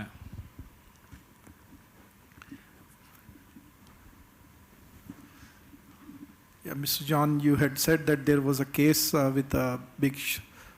mall or company which had offices in Mexico. So the government officials were involved there. It has been seen that a lot of times in Southeast Asia or in India or other places, the government officials are involved, but they continue to hold the office or run for the office even when they are implicated in graft or bribery. What does CAC does for that? What does CIPE do on that particular issue? Well, I mean, as I mentioned before, democracy is more than elections. Now, most countries, the United States, I can't comment on Thai law, but in the United States, there are restrictions as to who can run for office. A convicted felon is barred from seeking office for a certain number of years. The Philippines has a similar law. If we're talking allegations of corruption, Thailand isn't unique for having elected government officials who have rumors of corruption in their past. That's a global phenomena. It was only recently I was in Russia. Quick anecdote. And while I was in Russia, a member of the United States Congress from Louisiana was found with, I think it was $70,000 in cash in his freezer when the police came in and arrested him. And My friends in Russia were amazed that a congressman had only $70,000 in cash in his freezer. I mean, you know, in Russia, they do corruption in large scale. And so, again, having electing people with questionable pasts and who have taken bribes before isn't a Thai phenomena. But you bring up a good point, and it's what I'd mentioned before, is that democracy is more than elections. Democracy is having effective governance in between elections, effective delivery of public services, and not just the quality of public administration, but also democratic governance, where business associations, unions, citizens individually have a voice in stating what their priorities are, what their policy preferences are. And corruption robs them of that voice. And so, again, how to go about rooting out corrupt government officials, it's more, again, of looking at a country that provides a good example, a very replicable model for Thailand in the Philippines. Philippines hasn't moved corruption to zero, but it is in the process of making corruption more difficult to engage in. There are fewer and fewer incentives for government officials to engage in bribery because, again, the likelihood of getting caught is higher because of the work of our CIPE's public governance partner that is increasing the transparency of the policymaking process. And the expected return on corruption goes down. And so the long-term view of how to root out corrupt government officials,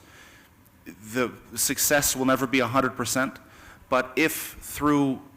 comprehensive approaches to governance, improved corporate governance, improved public governance, and collective action against corruption campaigns like the CAC here, the transparency of policymaking processes grows. Governance becomes not just improved in quality, but also more democratic. And it simply makes it more difficult for corrupt politicians to do what they do and get away with it. But again, it's a long-term initiative. Thank you, John. I think I saw a few more hands at the back. Anyone else, please? Over yes, here? yes. 1, 2. Yes. Microphone ครับ รีบหน่อย ขออนุญาตถามจากจุดนี้นะคะ ได้เลยครับ เชิญเลยครับ ค่ะ To the first commissioner of KPK, you mentioned that when corporates enter politics, there is a conflict of interest and start to be intensify the constraint to the KPK. So, do you think that it is possible that corporate can ever be part of the solution instead of part of a problem if it's enter politics? Thank you. Good one. Of course, if private sector will be important role, will be having an important role in combating corruption, because one of the source of corruption is private sector. The problem is now how. How is easy to say, but difficult to implement. Don't bribe, don't cheat, don't bribe, and ask everybody to be clean. I think the private sector will be a leading sector that can lead this movement. I come from the private sector. I was the CEO of a state-owned tin mining company, so I can feel what you feel.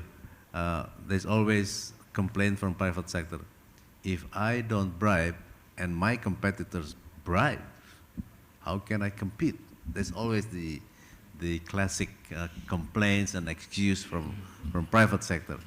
But I always say, well, just stop. It is a matter of time, sooner or later, your competitor will also be stopped their business with bribe. Thank you. เชิญครับ Good morning. I have one, I don't, not exactly the question, just a comment. I just want to support Mr. John about the transparency of the government, because if you compare the democratic level and the CPI level, you will see that the country which very high in democratic do very well in the CPI index as well, such as Denmark, you know. But only one exception, Singapore. They do very well in the CPI index, but in the democratic level, they are really in the middle, which means that There's two kind of government. One is transparency, and the second one is very strong to compete with the corruption. This is my comment on that. And I have another question for สำหรับอาจารย์บัณฑิตนะครับคือเนื่องจากว่า coalition เนี่ยผมยังมองว่ายังขาดองค์ประกอบหลักประการหนึ่งก็คืออุตสาหกรรมที่ทำกำไรอย่างมากจากการทำสัญญากับรัฐบาลซึ่งตอนนี้ยังไม่ได้เข้ามาอยู่ใน coalition เรามีมาตรการยังไงที่จะ integrate อุตสาหกรรมหรือธุรกิจนี้ที่จะเข้ามาอยู่ใน coalition ผมคิดว่าอาจารย์คงเข้าใจว่าผมหมายถึงอุตสาหกรรมอะไรขอบพระคุณครับ I think the good comment on both the correlation between full democracy and transparencies and the corruption index. And also the question raised, although we make progress, what about those companies that really have high corruption risks? I would assume constructions and other, whether we have able to attract them to join the coalition. I think in the Thai case, we have tried. We have actually, we're taking a different approach now. Previously, we thought that we would try to convince companies to come and join, maybe individually or maybe as the whole industry, through their association. We made progress on so-called the low-hanging fruits, like banking, who are already good, insurance, capital market companies. But when they come to the real sector company, things becoming more difficult. So I have to say that we have not been succeeding in getting the construction industry coming forward to join our initiative. But there are a few individual construction firms that have come forward,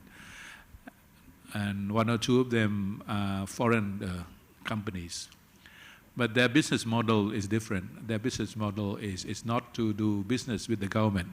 right? It's mainly sort of a private sector to private sector construction. So for them, and given the standards of compliance that they have to adhere with from their home countries, like the British firm and so on, they feel adequate, to come and enjoy our initiative. But for the large Thai companies that do business with the government, I have to say that we have not been able to convince them. But they are making preparations. A few of them have come forward to sign up with the pledge, and are now working on how to fulfill the requirement.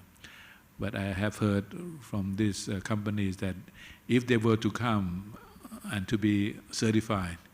they would like to come as a group. Because just like you said that, if I did and you did not do, what would be the implications? So this is a challenge that we are trying. But instead of going to this firm individually, we are approaching them as a group. That why don't you collectively, you are the big five in Thailand, why don't you collectively, try to do something? But I believe in market. I believe in market pressure that will convince them that it's time that they might have to become more open in the way they do business. So the pressure coming from the investor, pressure coming from the financial markets, and the international demands when they go outside Thailand and operate the business abroad. I think all these dynamics will help to convince our companies to come and join. This is my hope. If any of you know them close, try to convince them that maybe it's good for the intricate of doing business in Thailand, that they come and join. And if I may make one final shameless plug for my organization's website, again, CIPE.org. We have several publications on the business case for anti-corruption, which dispels several commonly held myths of why corruption, why bribery somehow benefits companies, when in fact the exact opposite is true. And so, again, we're running out of time, but again, CIPE.org, you'll find all you need. Okay. I saw a few hands before. Anyone else? Please keep the momentum going. Many things are happening. After this, we have the session on the Thai initiative. We have the reformers and we have people who involved in reforming the Thai system, giving a chat. And then we have our luncheon talk with the world expert on corruption, Professor Kritkat. And he will come with many good examples of the successes that we have made. But before we do that, let me just make sure that we don't have anyone else. Or well, if not, then yes, please. Thank you. Thank you for the panelists for great insight this morning. I would like to ask from a potential investor point of view, they always look at the transparency ranking of destination, investment destination, and it somewhat carries significant weight, at least in our case. So what I'd like to know, and now speaking of momentum, what country has showing the best momentum here in terms of fighting corruption? In the region, or let's say Southeast Asia or ASEAN. In ASEAN or yes. in the region? Yeah, thank you. I think we better let John speak because he's non-ASEAN. Yeah. And maybe outside India, can you comment what you see from your perspective, what we are doing? John? Well, again, I keep coming back to the Philippines. I mean, if according to the rankings, and it's always a little risky using these international rankings as irrefutable evidence, because some of these are lagging indicators. None of them are entirely scientific, but taken in aggregate, they do paint a picture of a country that's moving in the right direction, and that is the Philippines. And your concern as an investor is sound, because in addition to some of the things we've discussed under these international anti-corruption laws, companies can be liable post-merger for the corrupt activities of their partner prior to the merger. So if company A forms some sort of joint venture with company B, company A, which then becomes the parent company, can be legally liable for something that company B did 5 years previously. And so again, because it's a good example, I will cite the company's name, a member of the CAC, Sambun Advanced Technologies, which is, I believe, it's an auto parts manufacturer based here in Thai. It's a Thai company. They have joined the CAC. They've gone through the certification process. They've also required that all of their Thai suppliers and agents go through the certification process because they view this as a market symbol, a signal. When Sambun goes to investors and potential partners in Japan and wherever, it acknowledges that coming from Thailand, this is a country that has a reputation for being high risk.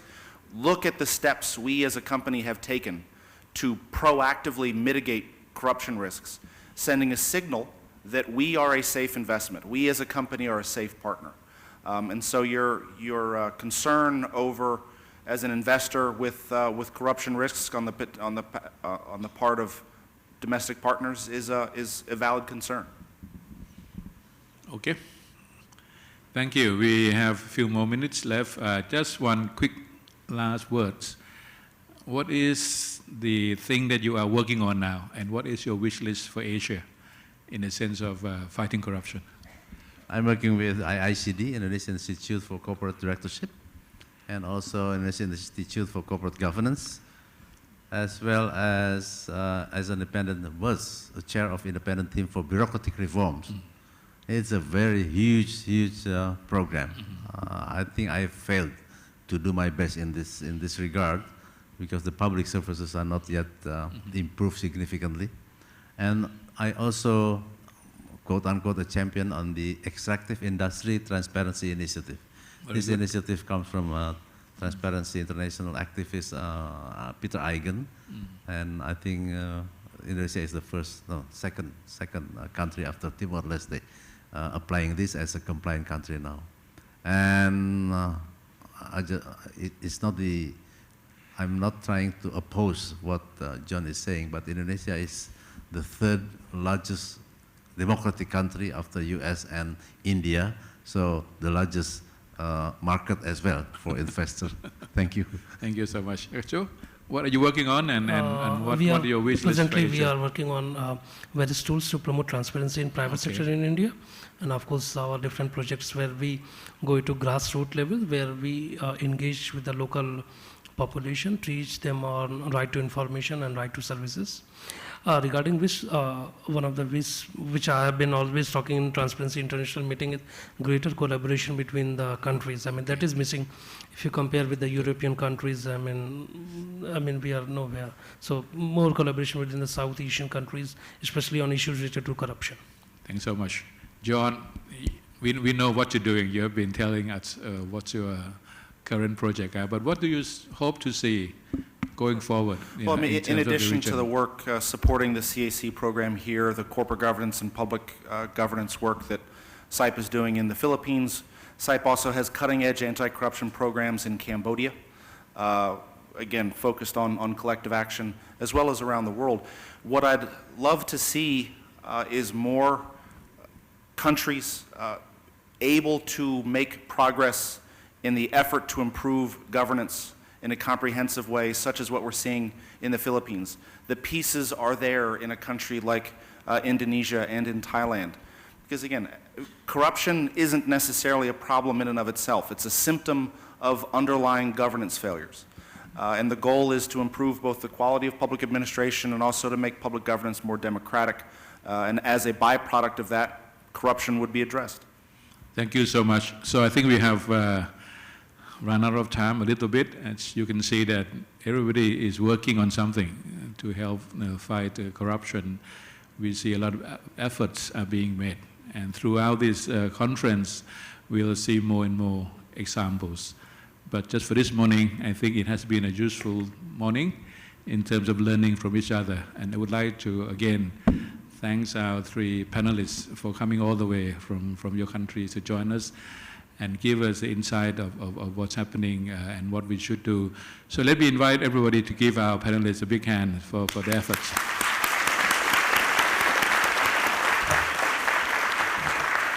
Thank you very much, our panelists, and thank you, our moderator.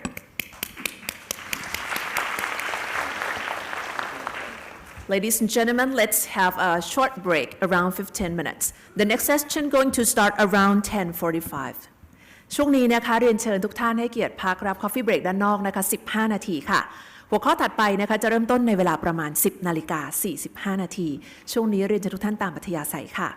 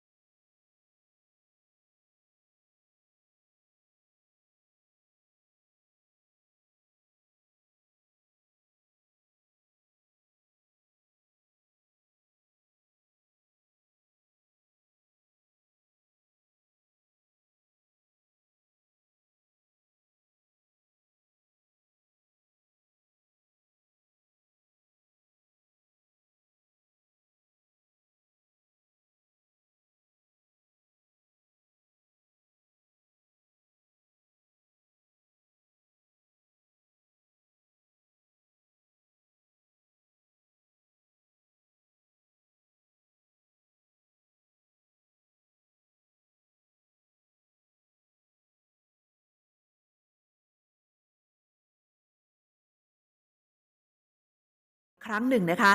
ในหัวข้อที่ 2 นี้นะคะกับ Anti-Corruption Progress How to Keep the Momentum Rolling ค่ะในหัวข้อนี้นะคะจะได้เห็นรายละเอียดแล้วก็ความน่าสนใจฟังกันไปตั้งแต่ช่วงเปิดงานสำหรับหัวข้อแรกนะคะเราได้เห็นนะคะว่ามุมมองแล้วก็ทิศทางในการแก้ปัญหาจากต่างประเทศเป็นยังไงช่วงนี้เรามาดูนะคะว่าแนวทางของประเทศไทยเราจะไปทางไหนอย่างไรกันบ้างค่ะได้รับเกียรตินะคะจากท่านผู้อภิปรายนะคะดังรายนามต่อไปนี้ค่ะท่านแรกนะคะดิฉันขอเรียนเชิญคุณประมวลสุธีวงศ์ท่านประธานภาคีเครือข่ายต่อต้านคอร์รัปชันค่ะ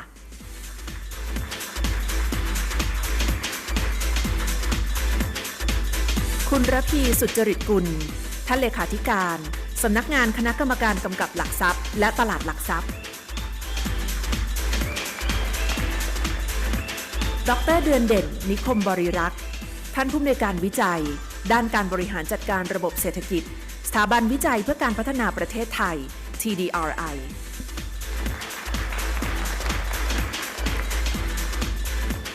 และโอกาสนี้ดิฉันขอเรียนเชิญนะคะคุณกุลเวชเจนวัฒนาวิทย์ค่ะท่านที่ปรึกษาโครงการ CAC นะคะให้เกียรติรับหน้าที่ดำเนินรายการค่ะขอเรียนเชิญค่ะ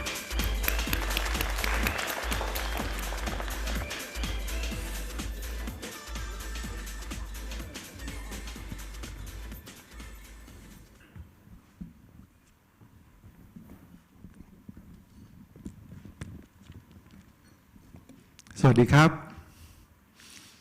เซสชันนี้เป็นภาษาไทยนะครับทุกท่านยิ้มกันหมด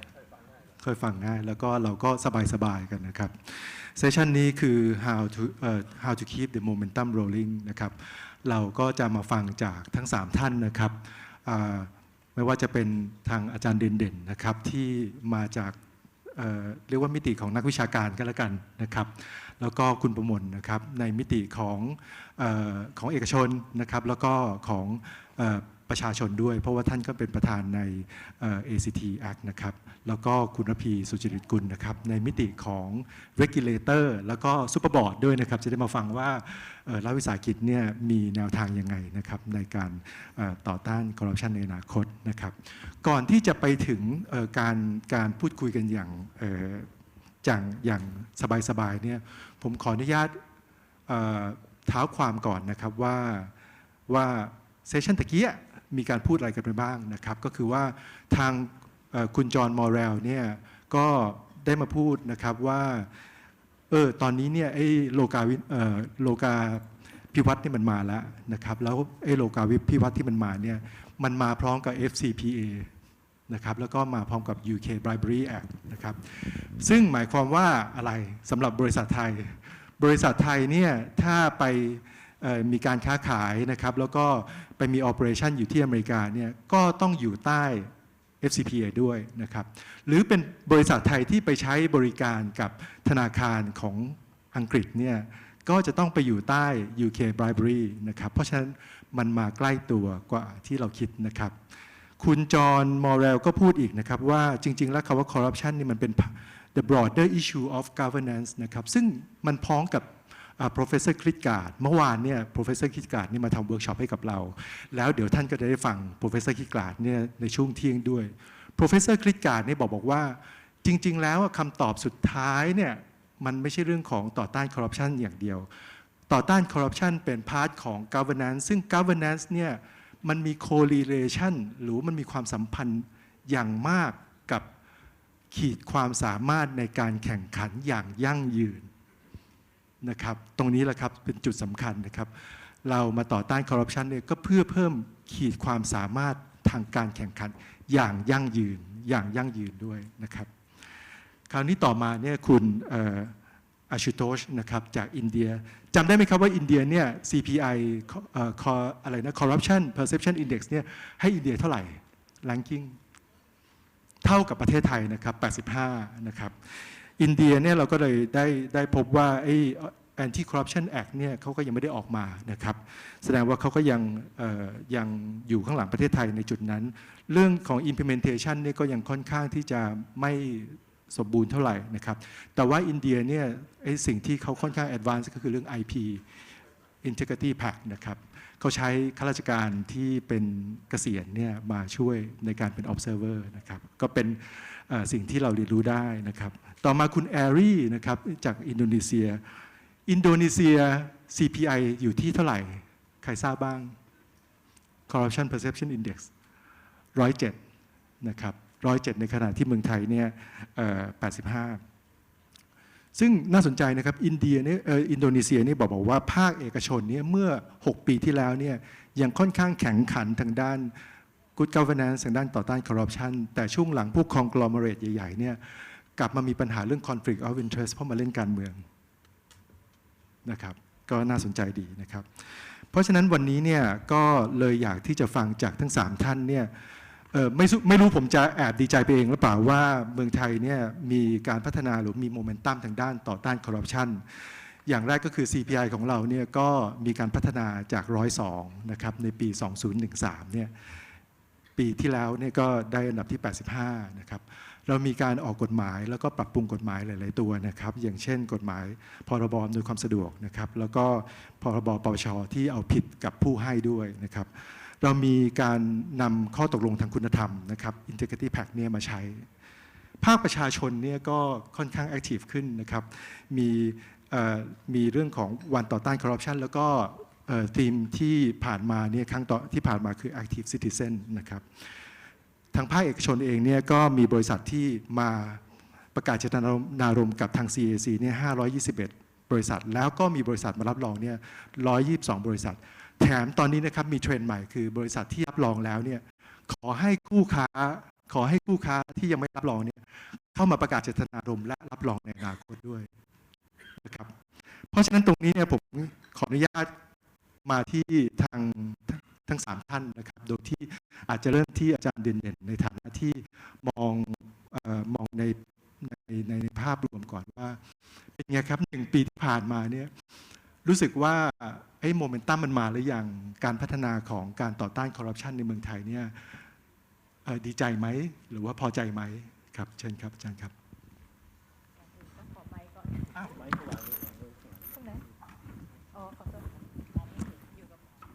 ค่ะขอ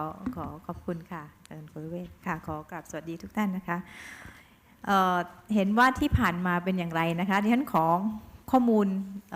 ก่อนนะคะสั้นๆก่อนว่าต่างชาติก็มองเราอย่างไรนะคะก็คือตัวอินดิเคเตอร์ที่มีการวัดกันเยอะๆเนี่ยช่วงปีล่าสุดก็คงเป็นอินดิเคเตอร์สำหรับปี 2014 ก็คือ 2557 นะคะ 2558 ยังไม่ออกถามว่าเราดีขึ้นไหมนะคะก็ต้องบอกว่ามีเรื่องที่เราน่ายินดีนะคะก็คือว่าอย่างน้อยไอ้ตัว CPI ranking ของเราซึ่งมันตกต่ำมาตลอดนะคะก็คือแย่ลงทุกปีนะคะจาก ranking ตั้งแต่78ปีคศ 2010มาเป็น 80แล้วก็มาเป็น 88ในปีคศ 2012และมาเป็น102ตกหวบเลยนะคะในปี 2556นะคะดิ่งลงมา4 ปีติดต่อกันแต่ปีล่าสุดนี้2557นี่เราขยับขึ้นมาจาก102มาเป็น85 20กว่า ranking เลยนะคะเยอะนะคะเยอะก็ต้องบอกว่าเราคงทำอะไรถูกบ้างนะคะไม่งั้น ranking มันคงไม่หวบคือดีขึ้นอย่างนี้นะคะอันนั้นก็เป็นสิ่งที่ดีนะคะเป็นข่าวที่ดีว่าตั้งแต่ปี 2557นี่เราดีขึ้นเยอะนะคะตอน2558เรายังไม่ทราบแล้วก็มีตัวเลขบางตัวที่ตัว governance indicator นะคะของเลกาตุ้มเขาก็ถามว่า100% ของคนที่คิดว่าธุรกิจของรัฐและธุรกิจเอกชนและรัฐบาลเนี่ยทุจริตคอร์รัปเนี่ยมีเท่าไหร่อันนี้เป็นอินดิเคเตอร์นะคะก็คือว่ามันก็ลดลงเยอะนะคะจาก86เหลือ80นะคะจากที่ผ่านมามันพุ่งขึ้นเรื่อยๆจาก81เป็น83เป็น86เหลือ80นะคะก็แปลว่าสภาพแวดล้อมดีขึ้นนะคะทั้งในมุมมองของภาคธุรกิจเองนะคะ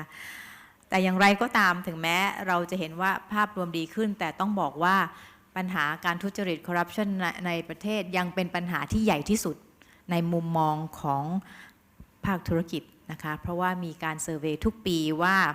ปัญหาที่ใหญ่ที่สุดของการทำธุรกิจในประเทศไทยคืออะไรก็เป็นการถามผู้ที่ลงทุนจากต่างประเทศนะคะหลายร้อยรายนะคะปรากฏว่าเบอร์1คือเรื่องคอร์รัปชันคือเบอร์1ก็คือ21.4นะคะยังตอบว่าเป็นเรื่องของคอร์รัปชันเป็นหลักที่สุดนะคะรองลงมาก็คือ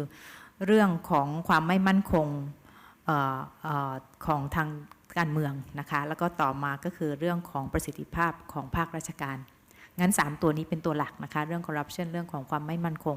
ทางการเมืองแล้วก็เรื่องของการไร้ประสิทธิคำจำกัดประสิทธิภาพของราชการนะคะ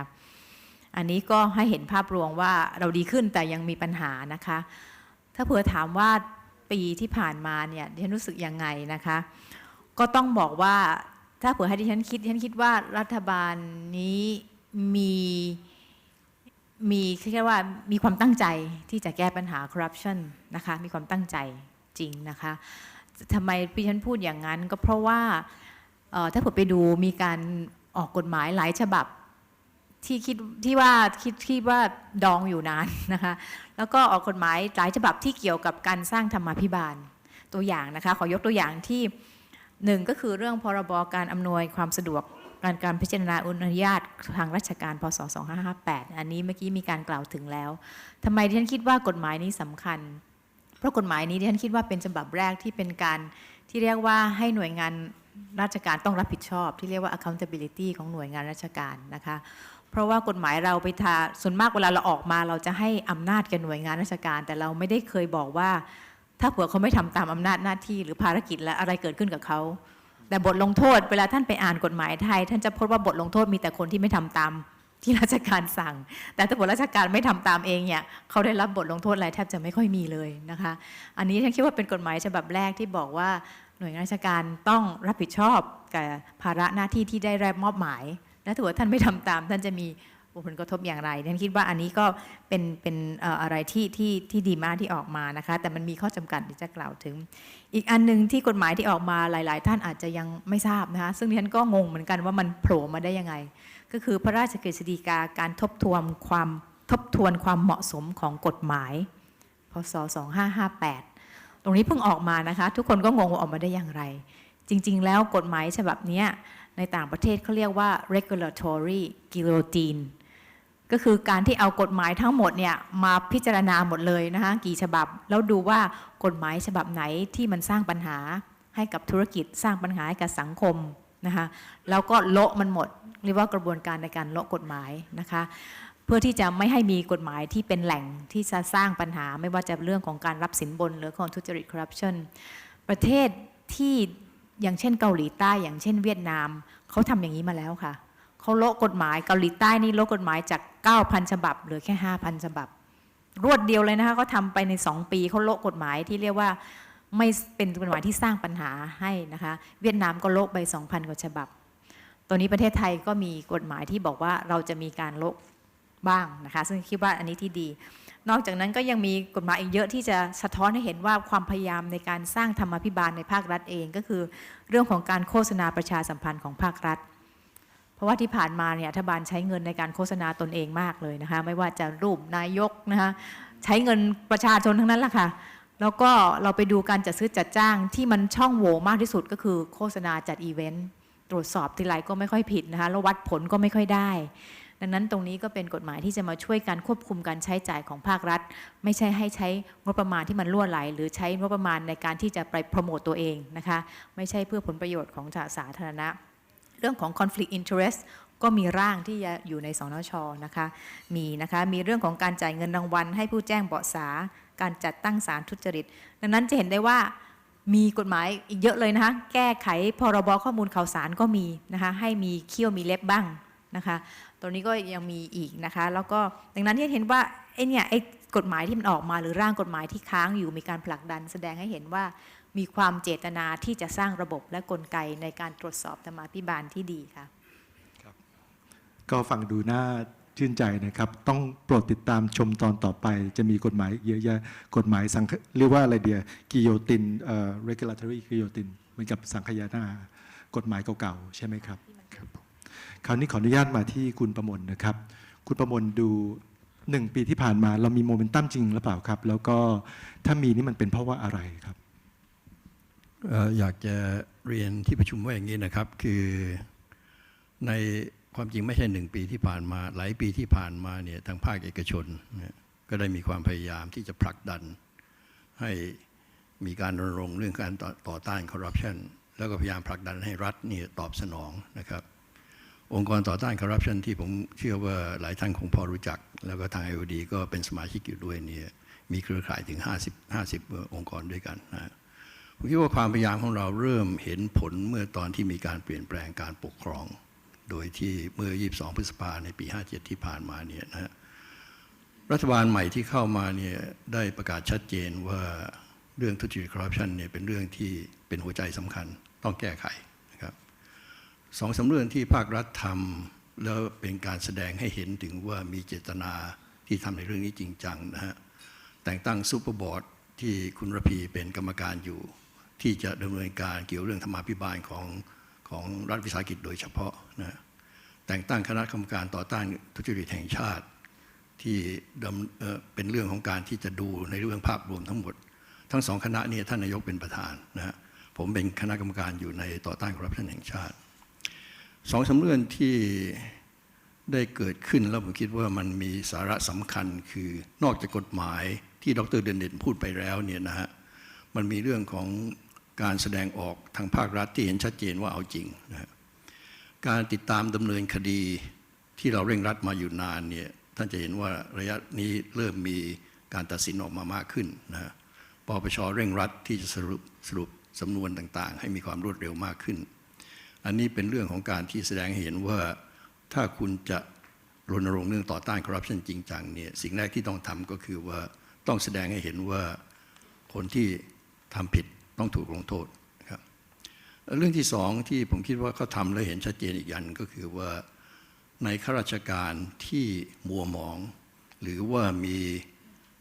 การถูกกล่าวหาว่าอาจจะพัวพันกับการทุจริตเนี่ยนะฮะ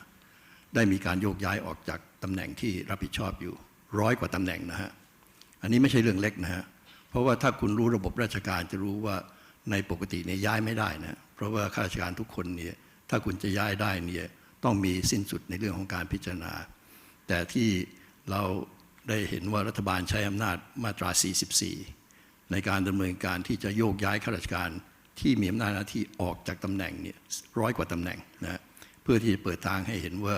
คนที่เข้ามารับงานใหม่เขาแก้ไขปัญหานี้ได้ครับนี่ใน2เรื่องที่ผมพูดถึงเนี่ยมันเป็นเรื่องการแสดงออกให้ชัดเจนแล้วผมหวังดีหรือคุณระพีคงจะขยายเรื่องของซูเปอร์บอร์ดเพราะว่ามันมีความสำคัญว่ารัฐวิสาหกิจเนี่ยซึ่งเป็นหน่วยงานใหญ่นี่เป็นยังไงบ้างนี่ในภาครัฐกันเองเนี่ยนะฮะสิ่งที่ผมคิดว่ารัฐบาลได้ทำให้เห็นชัดเจนแล้วตอบสนองต่อโจทย์ที่เราเสนอเข้าไปก็คือว่าสิ่งแรกที่ต้องทำก็คือว่าต้องสร้างความโปร่งใสในกระบวนการทำงานของภาครัฐในส่วนที่พรบเรื่องของอำนวยความสะดวกเนี่ยเป็นเรื่องทั่วไปนะครับมีผลกระทบต่อประชาชนและก็ธุรกิจทุกคนเนี่ยมีเรื่องที่ต้องไปติดต่อกับหน่วยงานราชการทั้งนั้นนะที่ผ่านมาก็มีเบี้ยใบรายทางมากบ้างน้อยบ้างแม้กระทั่งแค่ไปทำขอเรื่องเล็กน้อยจากราชการก็ต้องเสียเงินซึ่งอันนี้เนี่ยผมคิดว่าเป็นการป้องกันเบื้องต้นแต่สิ่งที่สำคัญกว่านั้นก็คือว่าในเรื่องของการจัดซื้อจัดจ้างภาครัฐที่มีการใช้เงินเยอะนะปีหนึ่งเนี่ยจากการศึกษามีการรั่วไหลถึงเป็นแสนล้านเนี่ยได้มีการดำเนินการที่เราใช้คำว่าให้ประชาชนมีส่วนร่วมนะดร.เด่นพูดถึงเรื่อง IP Integrity Pact นะแล้วก็เรื่องของมีความจริงมันมี3เครื่องมือที่ใช้อยู่ในตอนนี้นะ Integrity Pact ซึ่งเรามาแปลเป็นภาษาไทยว่าข้อตกลงคุณธรรมนะ COST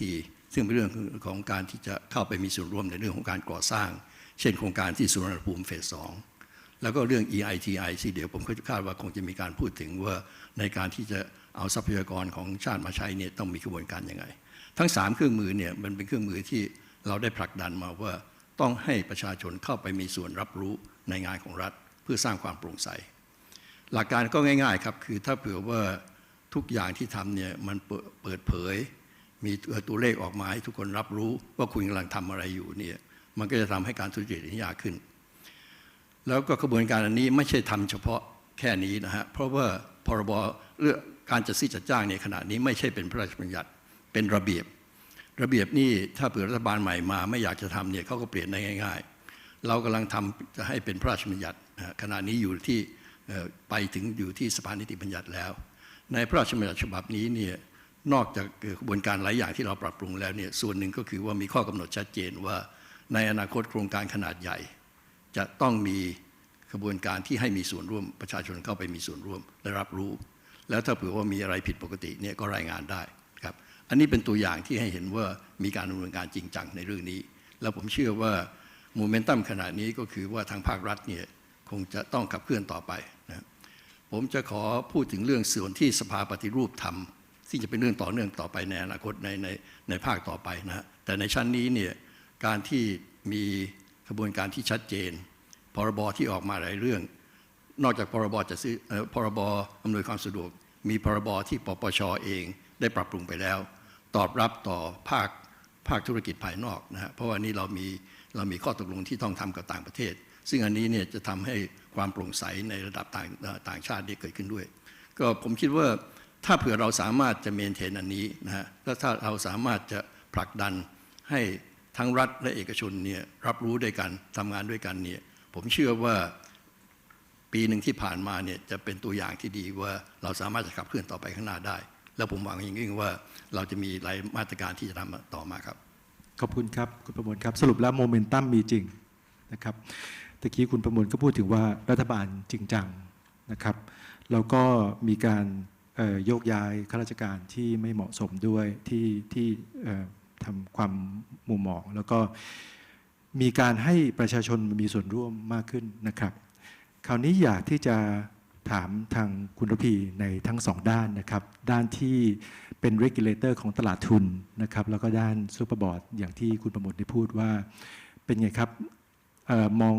การพัฒนาของการต่อต้านคอร์รัปชันเนี่ยมีความพอใจในทั้งสองด้านอย่างไรนะครับสวัสดีครับถ้าพูดถึงเรื่องเกี่ยวกับในตลาดทุนก็คือพวกบริษัทจดทะเบียนกับคนที่เป็นตัวกลางทั้งหลายก็คือพวกบริษัทหลักทรัพย์บริษัทหลักทรัพย์จัดการกองทุนธนาคารพาณิชย์ที่ได้รับใบอนุญาตต่างๆเนี่ยถ้าพูดถึงบจ.ก่อนบอกว่าตัวเลขที่ณปัจจุบันเนี่ยบอกว่ามีบริษัทจดทะเบียนที่ได้รับการเซอร์ติฟายจากทางด้าน CIPE ไปก็เพียงแค่53บริษัทนะครับก็ดูอย่างน้อยเมื่อเทียบกับจำนวนบริษัทจดทะเบียนทั้งหมด600กว่าบริษัท53บริษัทนี้มันถือว่าเป็นจำนวนที่น้อยมากถ้าเราดูตัวเลขที่มันเป็นเรียกว่าถ่ายภาพณปัจจุบันก็ต้องเรียกว่าไม่ถึงกับน่าพอใจเท่าไหร่นะครับแต่ถ้าเรามองในคอนเท็กซ์ของตัวว่าประวัติศาสตร์เป็นยังไงแล้วก็จากการที่ตอนที่ IOD หรือ CAC เองเริ่มตรงนี้มาท่านจะเรียกว่าจำนวนบริษัทที่จดทะเบียนเนี่ยเข้ามาอยู่น้อยมากแล้วก็ภายในเวลาช่วงเพียงแค่ 2-3 ปีก็สามารถจะ build momentum มาได้ระดับหนึ่งผมว่านั้นก็เป็นเรื่องที่น่าพอใจพอสมควรอันหนึ่งที่ไม่อยากให้มองข้ามก็คือบอกว่าความยากในการที่บริษัทเนี่ยจะเข้าสู่กระบวนการเซอร์ติฟายได้เนี่ยโดยเฉพาะบริษัทที่แต่เดิมเนี่ยอาจจะไม่ได้เคยดูเรื่องนี้มาก่อนหรือบริษัทที่มีข้อจำกัดในเรื่องเกี่ยวกับการที่เขาอาจจะมี operation อยู่หลายที่มีพนักงานอยู่จำนวนมากเรื่องเกี่ยวกับการสร้างความรู้ความเข้าใจที่จะให้ไปถึงในลักษณะทั้งองค์กรได้เนี่ยคงไม่ใช่เรื่องอะไรที่จะสามารถจะทำได้ง่ายๆและเร็วนะครับเพราะฉะนั้นถามว่า50กว่าบริษัทนี่ถ้าดูผิวเผินก็ดูเหมือนค่อนข้างน้อยแต่ถ้าไปดูในเนื้อในจริงๆแล้วก็ดูไซส์ของบริษัทที่เข้ามามีส่วนร่วมในส่วนตรงนั้นผมว่าก็เป็นความน่าพอใจในระดับหนึ่งนะครับแต่ตัวอินดิเคเตอร์อีกตัวหนึ่งเนี่ยที่ผมว่ามองแล้วก็ดูดีก็คือบอกว่าทางด้านไทยพัฒน์สถาบันไทยพัฒน์กลต.ก็ได้มอบหมายให้เขาลองไปจัดทำอินดิเคเตอร์ดูก็คือพูดง่ายๆว่าลองไปซาวเสียงดูซิไปเซอร์เวย์ดูซิว่าบริษัทต่างๆเนี่ยที่มีความพร้อมหรือว่าเตรียมตัวที่จะเข้ากระบวนการในส่วนตรงนี้เนี่ยทำได้ไปดีมากน้อยแค่ไหนอย่างไรนะครับในตัวเลขที่เขาพยายามจะให้ระดับมาก็คือบอกว่าในระดับที่บริษัทเองเนี่ยมีมติของคณะกรรมการที่คิดว่าจะทำเรื่องนี้อย่างจริงจังนะครับก็มี100บริษัทนะครับบริษัทที่declare ก็คือเข้ามายื่นกระบวนการกับทางด้าน CAC แล้วเนี่ยนะครับมีอีก239บริษัทเพราะฉะนั้นรวมๆกันแล้วก็ประมาณ348บริษัทจากบริษัทที่จดทะเบียนทั้งหมด600กว่านะครับ348บวกอีก50ถ้ามันทำได้ภายในเวลาสักปี2ปีนะครับก็เราก็จะได้บริษัทที่เรียกว่าผ่านกระบวนการ Certify นี่อยู่400กว่าบริษัท นะครับซึ่งเข้าใจว่าอันนี้ก็เป็น target ที่เราเคยพูดถึงว่าภายใน3 ปี 5 ปีบริษัทที่ certify ก็น่าจะมีกระบวนการในการที่เข้ามาอย่างน้อย 60-70% ของบริษัทจดทะเบียนเข้ามาได้ก็น่าจะเป็นอะไรที่สำเร็จในระดับหนึ่งนะครับเป็นอะไรที่สามารถจะมองเห็นว่าโอเคอันนี้เป็นการเรียกว่ากระโดดแบบค่อนข้างก้าวกระโดดทีเดียวเพราะอย่างที่ว่าเรื่องเกี่ยวกับการสร้างโมเมนตัมในเรื่องพวกนี้ทั้งหลายเนี่ยมันเหมือนเวลาเราขับรถขึ้นเนินเวลาข้ามสปีดบัมป์ไอ้ช่วงแรกเนี่ยมันจะยากแล้วแต่พอเริ่มเข้าสู่กระบวนการได้แล้วเนี่ยมันควรจะเป็นอะไรที่สมูทขึ้นเยอะนะครับก็ได้แต่หวังว่ากระบวนการในส่วนตรงนี้เนี่ยจะสามารถจะดำเนินการไปด้วยดีนะครับในส่วนของด้านกลต.เองหรือด้าน regulator เองเนี่ยก็มีความมีมาตรการต่างๆที่ก็พยายามจะพุชอย่างต่อเนื่องเรื่องเกี่ยวกับการที่เราบังคับให้บริษัทจดทะเบียนเนี่ยจะต้องเปิดเผยเรื่องเกี่ยวกับว่าเราบริษัทจดทะเบียนทั้งหลายเนี่ยมีกระบวนการในการทำเรื่อง anti corruption ในตัวบริษัทเขายังไงอันนี้ก็เป็นเรื่องที่เราพุชต่อเนื่องเรื่องเกี่ยวกับการที่เราขอความร่วมมือจากบริษัทจดทะเบียนบริษัทหลักทรัพย์จัดการกองทุนรวมบล.ทั้งหลายทพ.ทั้งหลายที่จะต้องให้เข้าสู่กระบวนการก็ทำอย่างต่อเนื่องนะครับเรื่องเกี่ยวกับการที่เราคุยกับทางด้านสมาคมนักลงทุนรายย่อยที่บอกว่าถ้าเวลาว่ามีตัวแทนไปประชุมผู้ถือหุ้นของบริษัทจดทะเบียนทั้งหลายขอให้อันนี้เป็นหนึ่งในคำถามนะครับที่เขาจะตั้งคำถามกับผู้บริหารว่ามีกระบวนการยังไงในการที่จะเข้าสู่กระบวนการเซอร์ติฟายนี้ก็เป็นอะไรอีกอันที่เราจะพุชอย่างต่อเนื่องนะครับแล้วก็เป็นอะไรที่เราพยายามจะ raise awareness คือในเรื่องเกี่ยวกับการไปผลักดันในลักษณะนั้นก็เป็นเรียกว่าทางด้าน market demand ที่พยายามจะ drive ให้มันเกิดแต่ทางด้านบริษัทจดทะเบียนก็ดีทางด้านคนที่ผู้ประกอบการก็ดีก็เป็นอะไรที่เราพยายามจะไปสร้าง awareness อยู่ตลอดเวลาว่าอันนี้เป็นเรื่องอะไรที่เราต้องการที่จะทำนะครับอันนี้ก็จะเป็นในบริบทของทางด้านบริษัทจดทะเบียนที่เข้ามาเกี่ยวข้องในเรื่องเกี่ยวกับการวางระบบในเรื่องเกี่ยวกับ anti corruption ในส่วนตรงนี้เรื่องรัฐวิสาหกิจที่ทางด้านโบนได้กรุณาแนะถึงตะกี้ก็เป็นเรื่องสำคัญอีกอันหนึ่งทุกท่านที่ติดตามเรื่องเกี่ยวกับคณะกรรมการนโยบายรัฐวิสาหกิจหรือว่าคอนรหรือว่าที่เราเรียกกันว่า supervisory board เนี่ยก็คงอาจจะเคยได้ยินบ้างแล้วว่าคอนรได้มีมติบอกว่าจะให้มีการเสนอตัวกฎหมายเข้าสู่กระบวนการพิจารณาของสภาร่างกฎหมายตัวนี้เนี่ยจะเป็นเรื่องเกี่ยวกับการจัดตั้ง super holding นะครับในการที่จะมากำกับดูแลรัฐวิสาหกิจที่จดทะเบียนอยู่ในตลาดหลักทรัพย์แล้วและรัฐวิสาหกิจที่ได้แปรรูปเป็นบริษัทแล้วพูดง่ายๆว่าเป็นกลุ่มที่ corporatize แล้วจาก 5-6 รัฐวิสาหกิจทั้งหมดที่มีอยู่นะครับถามว่าหลักๆของตรงนี้เนี่ยจะเป็นเรื่องที่ช่วยอะไรจะมาเกี่ยวพันยังไงกันในเรื่องเกี่ยวกับการ corruption ถ้าเรากลับไปมองในบริบทของทางด้านการเมืองถ้าในรอบปกติทุกท่านก็คง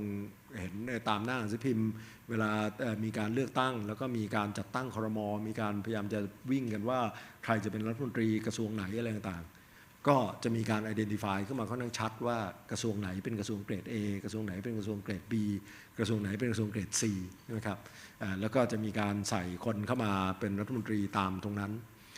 มันก็เป็นคำถามที่ทุกคนก็ถามกันอยู่ตลอดเวลาว่าเอ๊ะมันเกรดกันยังไงเนี่ยไอ้กระทรวงพวกนี้มันเกรด A เพราะอะไรเกรด B เพราะอะไรเกรด C เพราะอะไรใช่ไหม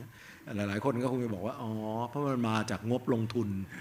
ของตัวรัฐวิสาหกิจที่อยู่ภายใต้กระทรวงเหล่านั้นไม่ได้เกี่ยวกับความสัมพันธ์ของกระทรวงเลยเพราะว่ามีการพูดกันเยอะมากบอกว่าแบบกระทรวงศึกษาซึ่งจริงๆแล้วเป็นหัวใจทุกรัฐบาลก็พูดบอกว่าจำเป็นมากเลยที่ต้องสร้าง competitiveness ของคนของบุคลากรของประเทศโดยจะต้องมีการมาดูเรื่องเกี่ยวกับการศึกษาอย่างจริงจังแต่สมัยไหนในการเลือกตั้งรัฐมนตรีศึกษาก็แทบจะเรียกว่าเป็นคนที่เราไม่เคยได้ยินชื่อด้วยซ้ำนะครับจนจำไม่ได้ว่าใครเป็นรัฐมนตรีศึกษาในขณะที่รัฐมนตรีที่เป็นแนวหน้าที่ช่วยหาเสียงเยอะๆช่วยอะไรต่างๆเยอะๆก็จะได้กระทรวงต่างๆมันก็เป็นคำถามว่าเอ๊ะเพราะอะไรหลายคนก็มีการตั้งข้อสงสัยว่าอ๋อก็เพราะว่ารัฐวิสาหกิจเหล่านี้มีงบลงทุนที่มหาศาลนะครับที่ในแต่ละปีนี่มีงบลงทุนมากมายซึ่งมันก็เป็นช่องทางในการที่จะ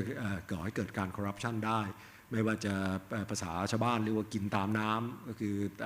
อไปตามงบปกตินั่นแหละที่รัฐวิสาหกิจมีลงทุนก็ฟาดเปอร์เซ็นต์หัวคิวไป นะครับ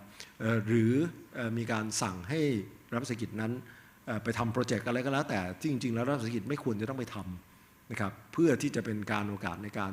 กินหัวคิวอีกนะครับหรือว่าจะไปสร้างชื่อสร้างอะไรต่างๆให้กับตัวรัฐมนตรีนั้นๆเพราะฉะนั้นมันก็คือความไม่โปร่งใสในส่วนตรงนี้ที่เป็นหัวใจสำคัญของตัวกฎหมายฉบับนี้ที่บอกว่าถ้ากฎหมายฉบับนี้ตั้งขึ้นมาได้เนี่ยการกำกับดูแลรัฐวิสาหกิจเนี่ยจะถูกเอาออกจากกระทรวงต้นสังกัดนะครับการถือหุ้นในรัฐวิสาหกิจพวกนี้ก็จะถูกโอนมาอยู่ที่เราเรียกว่าเป็นบรรษัทรัฐวิสาหกิจก็คือเรียกว่าเป็น holding company ถามว่า holding company ตรงนี้มีหน้าที่อะไรก็มีหน้าที่หลักๆก็คือบอกว่า2 อย่างแรกก็คือเป็น value creation ก็คือต้องเข้าไปดูซิบอกว่ารัฐวิสาหกิจที่ commercially แข่งกับชาวบ้านเนี่ยfinancial performance เขาเนี่ยทำไมเขาถึงไม่สามารถจะแข่งกับชาวบ้านได้มันมีคอสอะไรที่มันเป็น cost overrun แล้วคอสพวกนั้นมันเกิดมาจากอะไรคอสพวกนั้นมันมาจากโครงการที่ไม่ควรจะต้องทำหรือเปล่าคอสพวกนั้นมันเป็นอะไรที่กลายเป็นไปซื้อของแพงกับชาวบ้านมากเกินไปหรือเปล่าเพราะอะไรstrategy ของบริษัทรัฐวิสาหกิจเหล่านี้เป็นในทิศทางที่มันจะทำให้เขาสามารถจะแข่งขันได้จริงๆหรือเปล่าหรือว่าเป็นเพื่อที่จะไปสนองนโยบายอะไรที่มันไม่ควรทำอันนี้ก็เพื่อที่จะสร้างความโปร่งใสเรียกว่า value creation ก็แล้วกันนะครับในส่วนของการบริหารจัดการรัฐวิสาหกิจซึ่งถ้าเราทำมันนั้นได้เนี่ยมันก็น่าจะเป็นการสร้าง value added ให้กับทรัพย์สินของรัฐวิสาหกิจซึ่งจริงๆแล้วเป็นของพวกเราทุกคนไม่ใช่เป็นของนักการเมืองนะครับก็เป็นของพวกเราทุกคนอีกอันก็จะเป็นเรื่องเกี่ยวกับการสร้างความโปร่งใสเรื่อง corporate governance โดยองค์กรนี้เราก็หวังว่าเขาจะมาเล่นบทบาทของการเป็น active shareholders ในการไปประชุมผู้ถือหุ้นในการวางมาตรการในเรื่องเกี่ยวกับ voting policy เรื่องเกี่ยวกับการแต่งตั้งกรรมการของตัวบริษัทรัฐวิสาหกิจเหล่านี้เองการดูเรื่องเกี่ยวกับ strategy ทั้งหลายการเรื่องเกี่ยวกับการ monitor เรื่องเกี่ยวกับการทำตาม corporate governance ทั้งหมดที่จะนำไปสู่ความโปร่งใสของการดำเนินธุรกิจอันนี้ก็คือหัวใจของเรื่องนะครับที่จะพยายามจะทำมันก็จะมีคำถามอันนึงที่ตามมาทันทีบอกว่าแล้วรัฐวิสาหกิจพวกนี้เนี่ยพอหลุดพ้นจากกระทรวงไปแล้วเนี่ยยังต้องรับนโยบายของรัฐอยู่หรือเปล่านะครับก็มีการพูดกันชัดว่ายังต้องรับเพราะว่าอย่าลืมว่าคำว่ารัฐวิสาหกิจเนี่ยมันยังเป็นของรัฐอยู่นะครับมันเป็น arms ของรัฐในระดับหนึ่งแต่คำถามมันประเด็นที่เกี่ยวข้องมันเป็นบอกว่า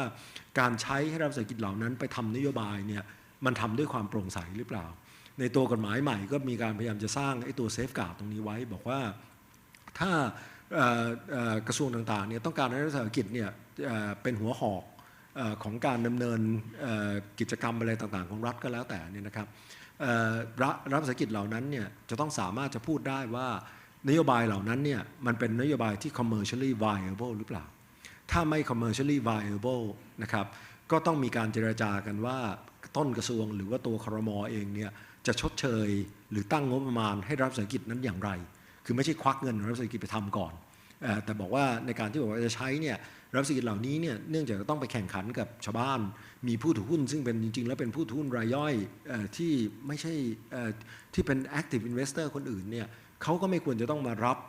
เคราะห์กับการที่ไปทำนโยบายที่ทำให้รัฐวิสาหกิจเนี่ยมันเกิดความเสียหายหรือเจ๊งได้นะครับ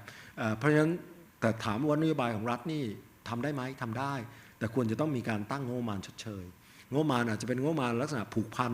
อาจจะเป็นงบประมาณในลักษณะเป็นปีนั้นหรือว่าปีถัดไปอะไรก็ไม่เป็นไรเพราะว่าไอ้การตั้งงบประมาณมันก็มีกระบวนการของการที่จะต้องออกเป็นกฎหมายจะต้องเอาสู่รัฐสภามีการที่ฝ่ายค้านขึ้นมาดีเบตได้ว่าโครงการที่คุณทำเนี่ยมันสมควรไม่สมควรเหมาะสมไม่เหมาะสมอย่างไรก่อนที่รัฐจะไปทำนโยบายในส่วนตรงนั้นแล้วก็แผนพวกนี้ก็จะต้องมีการประกาศต่อสาธารณชน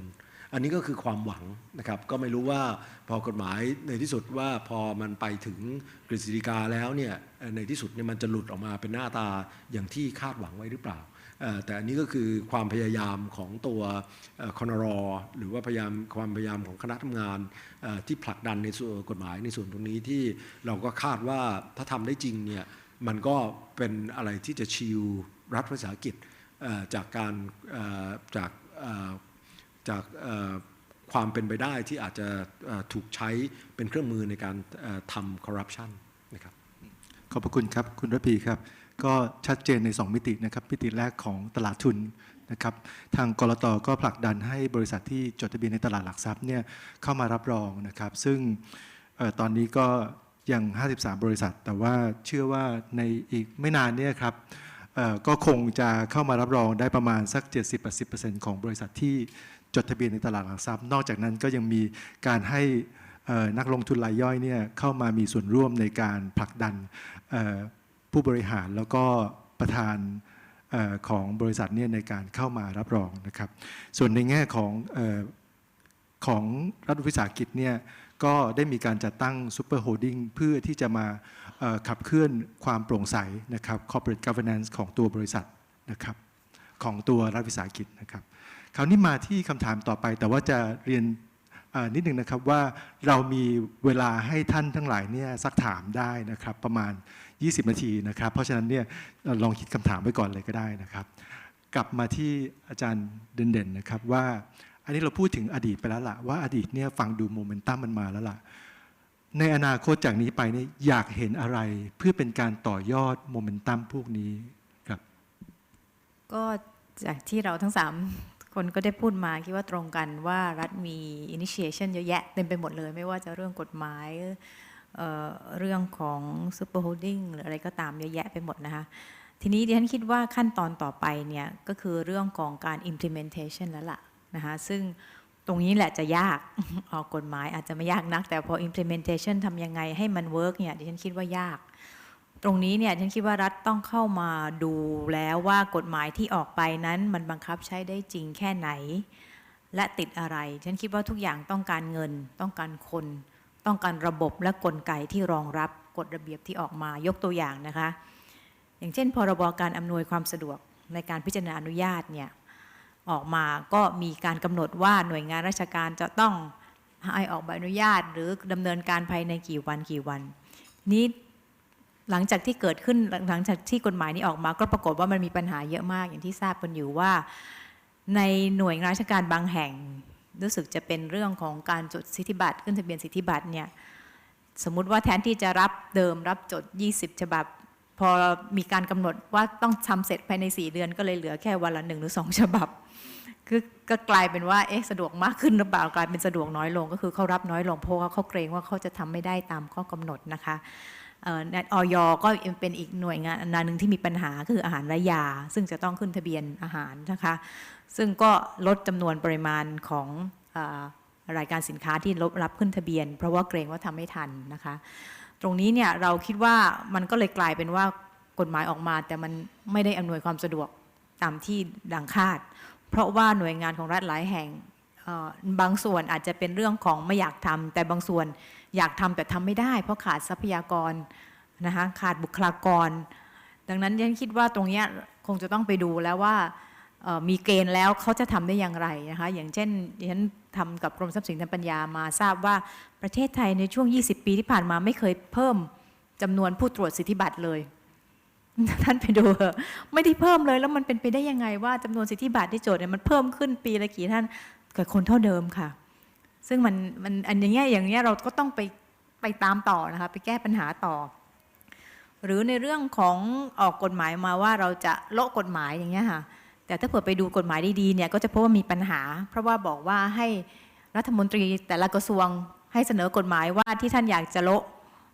ปีละ5 ฉบับหรือยังไงเนี่ยซึ่งยังคิดว่ามันคงไม่เวิร์กนะที่เขาบอกเขาโละกันเป็น 4,000-5,000 ฉบับเนี่ยอย่างเงี้ยก็ต้องมาดูว่าจะทำยังไงให้มันมีการโละกฎหมายเยอะจริงๆซึ่งในต่างประเทศก็คือมันต้อง centralize มันต้องมีหน่วยงานกลางที่เรียกกฎหมายทั้งหมดมาดูแล้วก็โละในเดียวกันนะคะหรือที่ฉันคิดว่าบางอย่างเนี่ยมันซับซ้อนมันไม่ใช่ว่าออกกฎหมายมาแล้วปัญหามันจะหายไปอย่างเช่นเรื่องการทับซ้อนของผลประโยชน์หรือ conflict of interest ร่างกฎหมายที่เคยจะคลอดมาสมัยหนึ่งแล้วก็ไม่คลอดตอนนี้เนี่ยก็ต้องเข้าใจว่าเราไม่สามารถกฎหมายออกมาบอกว่าเจ้าหน้าที่ที่มีผลประโยชน์ได้เสียหรือทับซ้อนห้ามตัดสินใจนะคะหรือห้ามร่วมในกระบวนการในตัดสินใจคือเขียนอย่างนี้มันก็เขียนได้แต่ว่าดิฉันคิดว่าสิ่งที่สำคัญก็คือว่าคุณจะต้องวางหลักเกณฑ์หรือกระบวนการอย่างไรให้เจ้าหน้าที่ที่เขามีผลประโยชน์ซับซ้อนนั้นเขาทำตัวให้ถูก นะคะมันไม่ใช่ว่าห้ามทำหรือไม่ทำหรือทำผิดหรือไม่ผิดเพราะว่าเขาจะต้องทำตัวอย่างไรอันนี้ฉันคิดว่าประเทศไทยยังอ่อนมากในเรื่องของวางระบบกลไกอย่างเช่นตัวอย่างนะคะที่ฉันเคยศึกษามาว่าอย่างเช่นผู้ที่เป็นกรรมการที่กำกับธุรกิจเอกชนไม่ว่าจะเป็นกรรมการประกันภัยกรรมการโทรคมนาคมอะไรก็ตามเนี่ยเขาจะมีกฎเกณฑ์เลยค่ะว่าถ้าเผื่อเขามีผลประโยชน์ทับซ้อนเขาต้องทำอะไรบ้างคือ1เขาต้องดีแคลร์ให้กับกรรมการทราบนะคะแล้วก็2เขาต้องไม่เข้าประชุมเลยนะคะไม่ใช่ว่าเข้าไปแต่ไม่ตัดสินใจไม่ใช่ห้ามเข้าประชุม3ห้ามพูดคุยกับคนอื่นเรื่องที่ตัวเองมีส่วนได้เสียอะไรอย่างเงี้ยค่ะมันจะต้องมีกระบวนการและที่สำคัญที่สุดซึ่งดิฉันคิดว่าเรายังไม่คุ้นเลยแล้วเมืองไทยมีปัญหามากก็คือว่าผู้ที่มีอำนาจในการตัดสินใจไม่ควรจะไปติดต่อโดยตรงกับผู้ที่ท่านกำลังจะกำกับอยู่เช่นสมมุติว่าวันนี้ท่านจะต้องตัดสินใจเรื่องบริษัทโทรคมนาคมท่านไม่สามารถยกหูไปหาบริษัท D-Tag ได้แล้วบอกหรือ D-Tag ไม่สามารถโทรมาหาท่านได้อันนี้ Code of Ethics ตรงนี้เขาแรงมากในต่างประเทศนะคะว่าผู้ที่เป็นกรรมการกำกับดูแลจะไปคุยกับธุรกิจที่ตนเองกำกับโดยตรงไม่ได้โดยที่ไม่ record โดยที่ไม่ report การกระทำทุกอย่างต้องเป็นองค์คณะอะไรรายละเอียดปลีกย่อยที่เขาเรียกกันว่า ex parte rule อะไรอย่างเงี้ยเรายังไม่มีดังนั้นการออกกฎหมายมันยังไม่แก้ปัญหาเพราะว่าเรายังไม่มีกลไกกระบวนการว่าเขาจะต้องทำอย่างไรเพราะว่าเรื่อง conflict of interest ไม่ใช่เรื่องขาวกับดำมันเป็นเรื่องของสีเทาแล้วไอ้การเส้นแบ่งตรงไหนว่ามันคือผิดหรือไม่ผิดอย่างไรมันไม่ใช่เส้นแบ่งที่ชัดดังนั้นการวางระบบอย่างนี้ในต่างประเทศมันต้องมีกระทั่ง ethics officer ที่คนจะให้คำปรึกษาแก่เจ้าหน้าที่ของภาครัฐได้ว่าฉันทำอย่างนี้มันถูกหรือเปล่าไม่ใช่ว่ากฎหมายออกมาแล้วคุณไปตีความเอาเองว่ามันถูกหรือผิดอย่างนี้ลำบากเหมือนกันดังนั้นคิดว่าดังนั้นขั้นตอนต่อไปก็อยากจะเห็นว่าสิ่งที่ออกมาก็ดีแล้วนะคะแต่ว่าสิ่งที่เราก็ต้องตามต่อไปก็คือว่า implementation เนี่ยมันทำได้แค่ไหนคะขอบคุณครับอาจารย์เด่นๆก็ทุกอย่างกลับมาที่ implementation นะครับคือเราแนวทางนี้เราชัดแล้วละแต่ตอน implement นี่มันก็ปัญหามันก็ค่อนข้างเยอะนะครับเรื่องคนเรื่องระบบนะครับเห็นใจข้าราชการเหมือนกันว่าตอนนี้ก็ทำตัวมันก็จะถูกว่าต้องทำอะไรต่อไปนะครับคราวนี้กลับมาทางคุณประมวลนะครับว่าปีหน้าเนี่ยอยากเห็นอะไรเป็นการต่อยอดโมเมนตัมในอดีตครับผมอยากจะเล่าเรื่องของการปฏิรูปที่ได้มีความพยายามที่จะขับเคลื่อนกันนะฮะสภาปฏิรูปที่หมดวาระไปแล้วนี่ก็ในที่นี้ก็มีท่านเกลือไกรในฐานะประธาน IOD นั่งอยู่กับผมด้วยนะฮะในฐานะขออภัย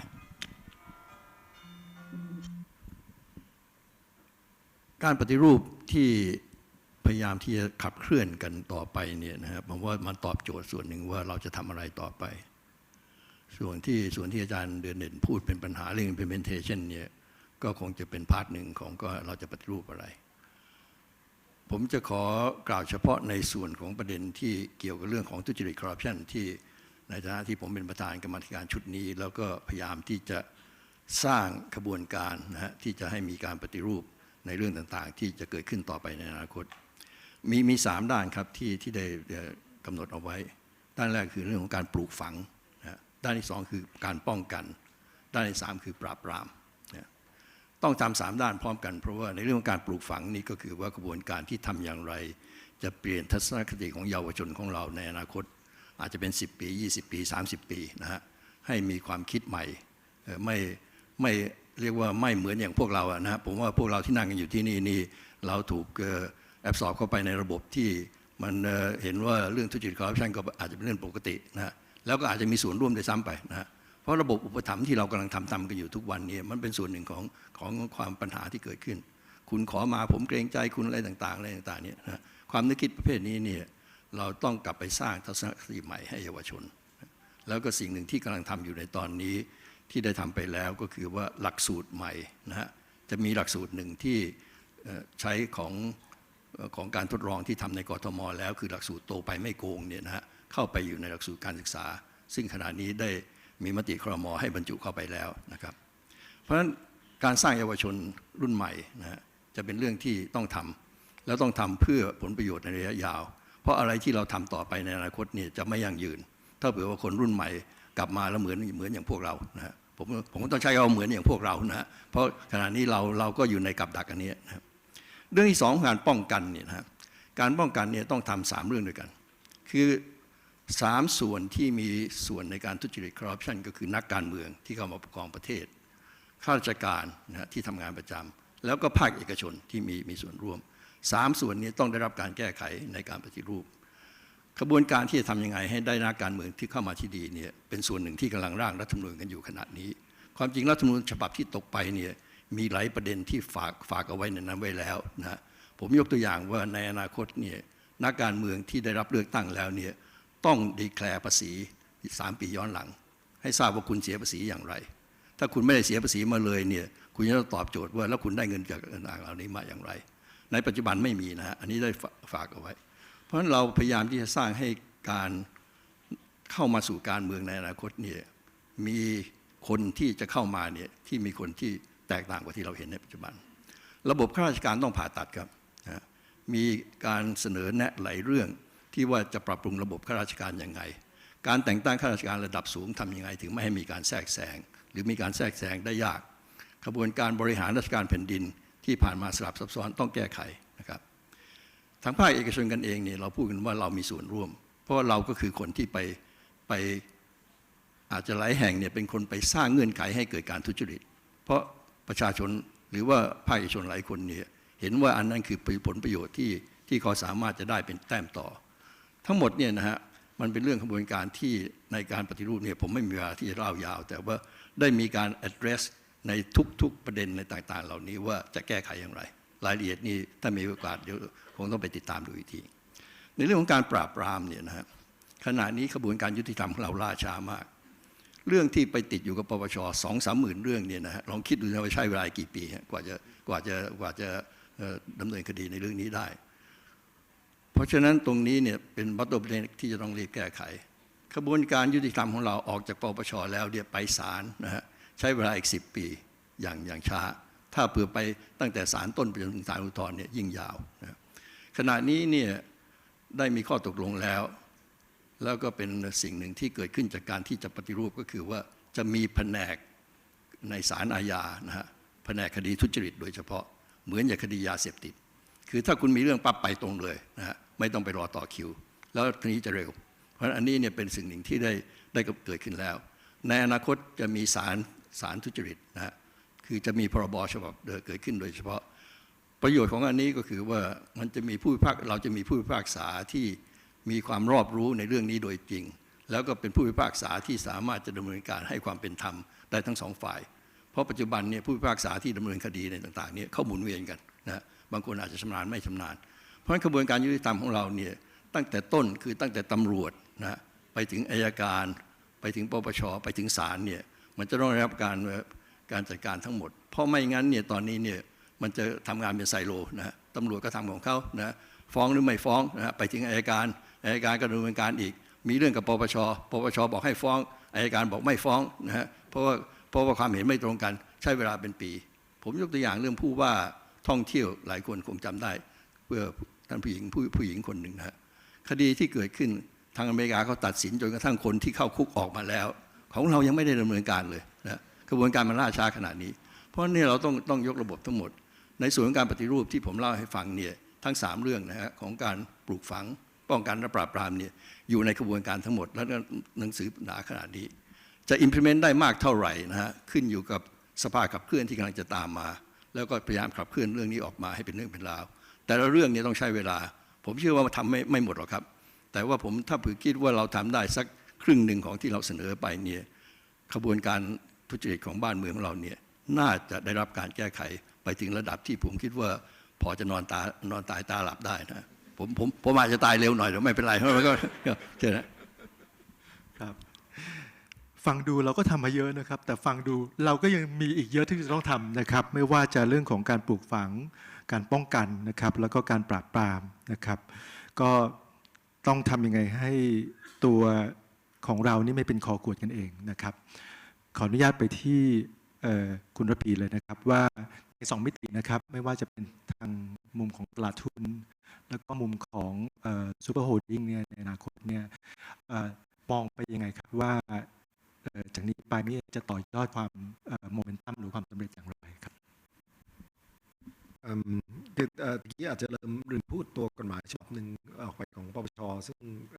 ใช้บังคับนะครับเมื่อวันที่ 9 กรกฎาคมที่ผ่านมานะครับซึ่งอันนี้ก็จะมาโยงกับงานที่เราทำโดยเฉพาะเรื่องของ CAC เพราะว่ากฎหมายฉบับนี้เนี่ยก็จะไปเรียนแบบ UK Bribery Act มานะครับซึ่งมันจะมีมาตราหนึ่งที่บอกว่าถ้าใครก็แล้วแต่เนี่ยเป็นตัวแทนของตัวบริษัทเนี่ยในบริษัทนิติบุคคลเนี่ยนะครับแล้วไปทำทุจริตแล้วก็ถ้าพิสูจน์ได้ว่าและการทำทุจริตนั้นเนี่ยเป็นผลดีเป็นสร้างรายได้กับตัวบริษัทก็ตัวคนกระทำความผิดเนี่ยมีผิดอยู่แล้วนะครับแต่คีย์ที่สำคัญคือบอกว่าและถ้าตัวบริษัทนั้นเองเนี่ยไม่ได้มีกระบวนการในการป้องกันการกระทำทุจริตในส่วนตรงนั้นเนี่ยตัวบริษัทและก็คณะกรรมการของตัวบริษัทเนี่ยอาจจะต้องรับผิดด้วยนะครับเพราะฉะนั้นจริงๆก็คือเป็นที่มาที่ไปของสิ่งที่เราทำทั้งหมดในเรื่องเกี่ยวกับการเซอร์ติฟายบริษัทที่เข้าสู่กระบวนการเพราะตอนนั้นที่ CAC ทำในช่วงนั้นก็ไปลอกเอาของกระบวนการของอังกฤษมานั่นเองเพราะตอนนั้น UK Bribery Act ออกมาเขาก็มีมาตราคล้ายๆอย่างนี้บอกว่าถ้าบริษัทที่ตั้งอยู่ในอังกฤษเนี่ยไปจ่ายเงินคอร์รัปชันใต้โต๊ะให้กับใครก็แล้วแต่ไม่ว่าคนในประเทศหรือต่างประเทศแล้วก็บอกว่าถ้าพิสูจน์ได้ว่ากรรมการของบริษัทเหล่านั้นน่ะไปกระทำแล้วบริษัทเหล่านั้นเนี่ยไม่ได้มีกระบวนการในการป้องกันนะครับก็จะกลายเป็นบริษัทมีความผิดด้วยแล้วก็ไดเรคเตอร์ของบริษัทเหล่านั้นเนี่ยถ้าไม่ได้วางกระบวนการในการป้องกันเนี่ยก็จะมีความผิดไปด้วยกันพร้อมกันก็จะเป็นมาตราที่แรงมากซึ่งตอนนี้กฎหมายเราเอามาแล้วนะครับเพราะฉะนั้นอันนี้ก็จะเป็นตัวเซฟการ์ดตัวหนึ่งที่ดีเลยทีเดียวในการที่บอกว่าถ้าบริษัทเข้าสู่กระบวนการของ CAC นี้และสามารถจะไปพิสูจกับปปชได้ว่าโอเคเรามีกระบวนการที่ทำของ CAC อยู่ที่แล้วเนี่ยได้มีมาตรการเพียงพอในการป้องกันเหตุนี้เกิดขึ้นหรือเปล่านะครับอันนี้ก็เป็นเรื่องอะไรที่ทางด้านปปชเองก็ได้มีการนัดประชุมกับทางด้านกลต.ทางด้านแบงก์ชาติมีทางด้านของ CAC เข้าไปด้วยเพื่อที่จะดูในเรื่องประเด็นพวกนี้ซึ่งในเร็ววันนี้มันน่าจะเกิดความชัดเจนเกิดขึ้นว่าโอเคกระบวนการที่เราพยายามจะดรอปการทำเซลฟ์ดีแคลร์การเรื่องเกี่ยวกับการเข้าสู่กระบวนการเซอร์ติฟายเนี่ยถือว่าเป็นกระบวนการในการป้องกันที่เพียงพอหรือเปล่าถ้าป้องกันที่เพียงพอได้เนี่ยผมก็มันก็จะเป็นการ drive momentum เพิ่มอีกเพราะว่ากรรมการของบริษัทต่างๆเนี่ยคงไม่อยากอยู่ในposition ที่ว่าถ้าพนักงานของตัวเองหรือว่า MD ของตัวเองหรือว่าใครก็แล้วแต่ในบริษัทเองเนี่ยไป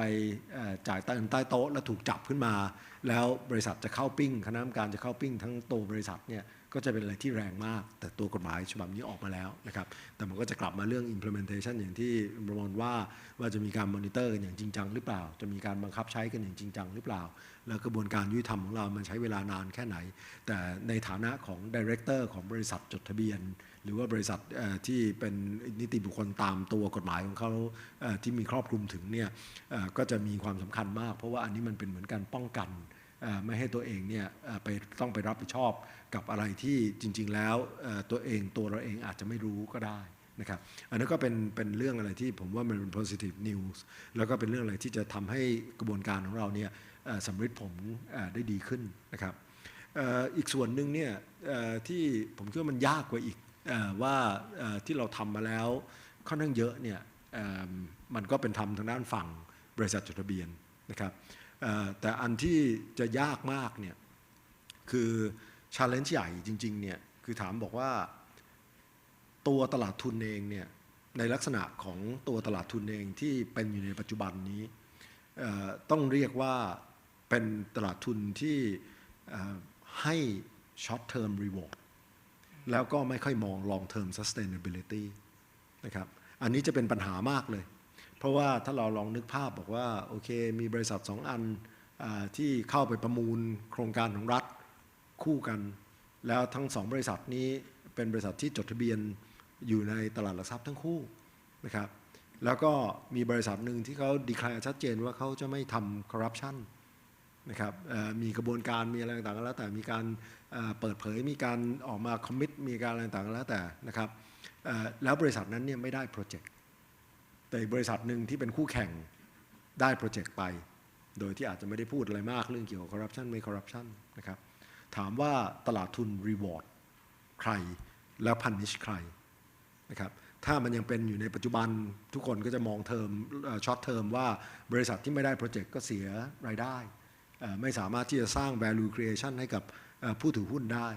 natural reaction ของผู้ถือหุ้นก็คือผู้ถือหุ้นหรือว่านักลงทุนก็คือขายหุ้นของบริษัทนี้ทิ้งแล้วก็สวิตช์ไปซื้อหุ้นของบริษัทที่ได้โปรเจกต์ไอ้ตรงนี้เนี่ยถ้า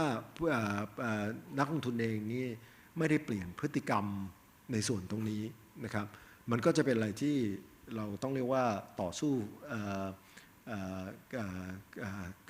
fighting การต่อสู้แบบขึ้นเขายากมากกว่าจะผลักดันอะไรแต่ละเรื่องเพราะว่าในที่สุดเนี่ยถ้าใครไปทำถูกต้องไม่มีการคอร์รัปชันกลับกลายเป็นหุ้นตัวเองตกไปเรื่อยๆถูกผู้ถือหุ้นด่าอีกบอกว่าทำไมไม่สามารถที่จะสร้าง value ให้ได้กับในส่วนตรงนี้อันนี้ก็เป็น challenge ใหญ่มากบอกว่าถ้านักลงทุนเราไม่ได้เปลี่ยนพฤติกรรมในส่วนตรงนี้ซึ่งมันไม่ใช่เฉพาะเรื่อง anti corruption นะครับความจริงเวลาเราพูดถึงเรื่องเกี่ยวกับ corporate governance เรื่องพูดถึงเรื่อง CSR in process อันนั้นก็เป็นอีกอันหนึ่งที่เห็นชัดเจนเลยบอกว่าโอเคแต่ตอนนี้ CSR หลายๆบริษัทก็ไปทำอะไรไว้บ้างก็ไม่รู้นะครับแต่พอมีเงินเหลือมีกำไรก็เอามาทำบุญไปปลูกป่าไปอะไรต่างๆก็แล้วแต่พวกนั้นมันยังไม่ใช่ CSR in process CSR in process จริงๆมันคือต้องบอกว่าต้องใส่กระบวนการ CSR เข้าไปในกระบวนการผลิตต้องใส่ CSR เข้าไปในเรื่องเกี่ยวกับ value chain ในเรื่องเกี่ยวกับ supplier ในอะไรต่างๆพวกนี้แต่คำถามมันคือกลับมาทันทีบอกว่าถ้าบริษัทยักษ์ใหญ่เหล่านี้เนี่ยทำจริงๆต้นทุนเขาเพิ่มขึ้นต้นทุนเขาเพิ่มขึ้นของก็ไม่สามารถจะขายถูกอย่างเดิมได้พอขายไม่สามารถขายถูกอย่างเดิมได้ประชาชนหรือ consumer ที่เป็นพวกเราทุกคนเนี่ยordinary man in the street เนี่ย react ยังไงเพราะว่าถ้าเราดูในปัจจุบันเนี่ยทุกคนยัง favor การซื้อของถูกอยู่โดยไม่ได้มองว่าไอ้ของที่ถูกเนี่ยจริงๆแล้วมันมี hidden cost ซึ่งมันถูก pass on ไปที่ไหนก็แล้วแต่แล้วถ้าใครก็แล้วแต่ที่ไปขึ้นราคาของในส่วนตรงนี้ก็กลายเป็นบอกว่าของตรงนั้นขายไม่ได้เพราะว่า consumer behavior ไม่เปลี่ยนพอ consumer behavior ไม่เปลี่ยนอะไรที่จะเป็นตัว drive ให้ทางด้านบริษัทจดทะเบียนหรือบริษัทที่ทำธุรกิจอยู่เนี่ยจะสามารถที่จะมา meet ไอ้ตัว requirement ไม่ว่าในเรื่องเกี่ยวกับ anti corruption ไม่ว่าในเรื่องเกี่ยวกับ CSR in process ได้ใน substance จริงๆคือผมว่าอันนั้นมันเป็นโจทย์ที่ใหญ่มากที่ถ้ากลับไปประเด็นประมวลบอกว่าเรื่องเกี่ยวกับการปลูกฝังเรื่องเกี่ยวกับการที่จะดูว่าเราจะปลูกฝังยังไงในตรงนี้เองก็ไม่ใช่บอกว่ามันเป็นข่าวร้ายซะทั้งหมดความจริงเราก็เริ่มเห็นจากการที่แบบของทางด้านบลจ.บัวหลวงเขาได้มีการออกกองทุนคนไทยใจดีใช่ไหมครับกองทุนคนไทยใจดีก็คือบอกว่าจะลงทุนเฉพาะในบริษัทที่มีการเซอร์ติฟายแล้วมีการดูเขาได้มีการดูแล้วว่าโอเคเป็นบริษัทที่มี corporate governance ดีแล้วก็เป็นกองทุนที่นำมาออกขายแล้วก็มีผู้ลงทุนจำนวนมากเข้ามา subscribe ในตรงนั้นแต่อันนั้นก็ยังไม่ใช่เป็นเทสที่แท้จริงเทสที่แท้จริงจะเกิดขึ้นก็ต่อเมื่อบอกว่าถ้ากองทุนอันนี้เนี่ยนะครับ underperform กองทุนอื่นคนจะทิ้งไหมคนจะยอมซื้อต่อไปหรือเปล่าถ้าเขาจะต้องเพิ่มทุนอะไรต่างๆเนี่ยจะทำไหมไอ้นั่นคือจะเป็น key indicator ตัวจริงว่าสังคมเราเนี่ยให้ความสำคัญจริงหรือเปล่ามันง่ายในการที่เราตอนนี้เราไปชี้นิ้วบอกว่าคนนั้นคนนี้ทำ corruption แต่ในการที่เราต้องกลับมาดูตัวเราเองบอกว่าแล้วแอคชั่นของเราในชีวิตของเราแต่ละวันเนี่ยมันไปซัพพอร์ตตัวตรงนั้นหรือเปล่าแล้วเราจะเปลี่ยน behavior ของเราได้ไหมไอ้ตรงนั้นเป็นอะไรที่ยากกว่าเยอะเลยแล้วก็ผมว่าเรื่องนี้มันยังเป็นเรื่องอะไรที่พูดกันน้อยแล้วก็เป็นอะไรที่เรายังไม่ค่อย aware และโดยเฉพาะในเรื่องของสังคมตลาดหุ้นเนี่ยนะครับมันเป็นเรื่องอย่างที่บอกว่าหลายๆคนอาจจะพูดแล้วบอกว่ามันเป็นทุนสามัญเพราะว่ามันเป็นอะไรที่ให้ very short term reward กับ very short term goal หุ้นมีการ announce ผลประกอบการปีละ4 ครั้งทุก quarter analyst ทุกคนก็คอยจ้องมอง bottom line ของไอ้ตัวนี่แหละแต่ละ quarter นี่แหละว่า meet expectation ไม่ meet expectation น้อยคนที่จะมองบอกว่าต่อให้ you meet expectation short term แต่ถ้า long term sustainability ของ you ไม่ดีเนี่ยคนจะทิ้งบริษัทจริงไหมอันนี้ก็เป็น issue ที่ทำให้ในหลายครั้งเนี่ยทางภาครัฐจะต้องออกกฎหมายเข้ามา intervene ใช่ไหมครับแต่ก็เหมือนกับบางบริษัทที่เราเห็นแล้วบอกว่าโอเคบริษัทที่มี supply chain แล้วไปใช้ forced labor ไปใช้อะไรต่างๆแล้วแต่ก็ถูกดำเนินคดีอยู่อันนั้นก็เป็น intervention ของตัวกฎหมายที่ออกมาแต่พอของเราก็อย่างที่ตะกี้ได้คุยกันบอกว่าการออกกฎหมายมันเป็นเพียงแค่ tip of the iceberg การปฏิบัติตามกฎหมายต่างหากการปราบปรามให้มันมี enforcement ที่มัน effective ต่างหาก ที่มันเป็นเรื่องสำคัญที่จะต้องตามมาเพราะฉะนั้นถามว่ามันยังมีอีกเยอะไหมที่เราต้องทำก็ผมว่าคงอีกเยอะมากแต่อย่างน้อยเนี่ยมันเป็นเรื่องที่เรากำลังเริ่มอยู่ในพาธที่คนเริ่มเห็นในอิชชูเรื่องพวกนี้แต่ไอ้ continuing education กับเรื่องเกี่ยวกับการปลูกฝัง awareness เนี่ยมันจะเป็นเรื่องที่จะต้องเป็นระยะยาวมากเลยนะครับครับจริงๆแล้วสิ่งที่คุณระพีพูดมาเนี่ยมันทำให้เราคิดว่าเราทุกคนที่มานั่งตรงนี้เนี่ยเราเป็นส่วนหนึ่งที่ทำให้มันเกิดวัฒนธรรมของที่ภาษาอังกฤษเรียกว่า short termism หรือเปล่านะครับที่จริงๆแล้วไม่ใช่เฉพาะเมืองไทยแต่ว่าทั่วโลกเนี่ยมันจะมีวัฒนธรรมที่ว่าอยากได้ของถูกเร็วนะครับถ้าเป็นหุ้นก็เพอร์ฟอร์มเป็นไตรมาสนั้นๆหรือเปล่าแต่ว่าเราไปดูหรือเปล่าว่าหุ้นตัวนั้นเนี่ยเขาดำเนินกิจการด้วยความโปร่งใสยังไงหรือเปล่านะครับซึ่งตรงนี้เนี่ยก็เป็นเรื่องสำคัญที่จะต้องมีการปลูกฝังกันนะครับเรายังเหลือเวลาอีกเกือบ20 นาทีนะครับผมขออนุญาตไปที่ท่านทั้งหลายดีกว่าว่าท่านมีคำถามอะไรไหมครับครับเชิญเลยครับไมโครโฟนครับครับสองท่านแล้วนะครับเดี๋ยวขอท่านนี้ก่อนครับเชิญครับกับเรียนท่านวิทยากรครับผมสุพิสารภักดีนินาถนะฮะจาก CS มหาชนนะครับสิ่งแรกที่ตอนท่านระพีนำเสนอนะครับในเรื่องของตลาดนะครับแน่นอนครับในอนาคตตลาดทุนต้องมีบริษัทมาจดทะเบียนเยอะขึ้นนะครับแล้ววิสาหกิจคงเปลี่ยนเป็นซูเปอร์โฮลดิ้งอย่างที่ท่านว่านะครับอันนี้คำถามก็คือเรื่องการแต่งตั้งหรือการได้มาเนี่ยของกรรมการในบอร์ดนะครับจะเป็นในรัฐวิสาหกิจหรือในตลาดทุนก็ดีนะจะเกิดขึ้นจริงไหมนะครับในวันนี้ที่จะได้กรรมการอิสระที่มีอาชีพจริงๆนะครับในจะเอามาจาก Director Pool สาขาไหนหรือสถาบันไหนก็ตามเนี่ยโดยปราศจากการแทรกแซงจากการเมืองนี่จะเป็นประชาธิปไตยหรือรัฐประหารก็ช่างเถอะฮะแต่ต้องปราศจากมีกลไกที่โปร่งใสอย่างไรนะครับถึงจะได้คนดีนะครับแทนคนเก่งนะครับจะตอบในฐานะภาครัฐหรือภาคตลาดทุนก็ได้ครับก็ความจริงปัญหานี้มันเป็นปัญหาที่โลกแตกเป็นปัญหาที่คนปวดหัวมากเลยนะครับเพราะว่าแม้กระทั่งเรื่องเกี่ยวกับซุปเปอร์บอร์ดที่เราคิดกันขึ้นมาเนี่ยบอกว่าจะ ring fence มันยังไงในการที่บอกว่าไม่ให้เกิด political interference นะครับอันนั้นคือ pressure ด้านหนึ่ง pressure อีกด้านหนึ่งเนี่ยเราก็อาจจะเคยเห็นบ้างแล้วว่าถ้าเราไปสร้างองค์กรที่มัน independent ซะจนไม่รู้จะว่ายังไงเนี่ยนะกลายเป็นไม่มี accountability เราอาจจะเห็นดร.เด่นอาจจะพูดได้ดีกว่าผมด้วยซ้ำบอกว่าหรือแม้กระทั่งดร.เด่นก็พยายามพูดมาแล้วบอกว่า regulator บางแห่งนี่ดีไม่ได้พาดพิงมาถึงกลต.แต่ดีไม่ได้อาจจะคิดอยู่ในใจพวกนี้ถูกตั้งมาเนี่ยแล้ว accountability เขาอยู่กับใครถ้าเราไม่ให้เขามี linkage กับทางด้านภาครัฐนะครับไม่ได้มี linkage กับทางด้านครม.ไม่ได้มี linkage กับทางด้านรัฐมนตรีคำถามไอ้นั้นมันคงพอทำแล้วเนี่ยกลายเป็นคนที่ถูกตั้งมาแล้วไม่ accountable กับใครเลยฉันทำอะไรตามใจฉันก็ได้ฉันไม่ต้องไปตอบอะไรใครว่ายังไงแล้วฉันก็ enjoy อำนาจนั้นจนครบเทอมของฉันและในบางกรณีก็ยังมีการไปสร้าง dynasty ต่ออีกเพื่อให้ตัวเองไปเสวยสุขไปทำอะไรก็แล้วแต่ต่อไปอีกเรื่อยๆนะครับอันนั้นก็เป็น challenge ใหญ่มากว่าจะทำยังไงในที่สุดมันก็คงต้องเป็น compromise ในเซนส์ที่บอกว่าเราคงไม่สามารถจะตัดสายสะดือในการที่บอกว่าโอเคการแต่งตั้งไม่ให้มี political appointment คงเป็นไปไม่ได้เพราะว่าต้องยอมรับความจริงว่าตำแหน่งเหล่านี้ยังไงเป็นของรัฐก็ต้องมี political appointment คำถามคือบอกว่าทำกระบวนการ political appointment ในส่วนตรงนั้นเนี่ยถ้าสมมติเราพูดถึงในระดับซูเปอร์บอร์ดเนี่ยนะครับหรือว่า holding เนี่ยทำยังไงให้อย่างน้อยมันมีความโปร่งใสระดับหนึ่งอันนั้นอันหนึ่งนะครับอันที่สองก็คือบอกว่าทำยังไงให้คนที่ถูกแต่งตั้งเข้าไปเนี่ยเกิด liabilities นะครับในวิธีที่เราดีไซน์ในส่วนตรงนี้ก็คือบอกว่ากรรมการของ holding ตัวนี้เนี่ยก็ต้องมี liabilities เปรียบเสมือนเทียบเท่ากับการปฏิบัติหน้าที่ของกรรมการในบริษัทมหาชนก็คือมีโทษทางด้านอาญา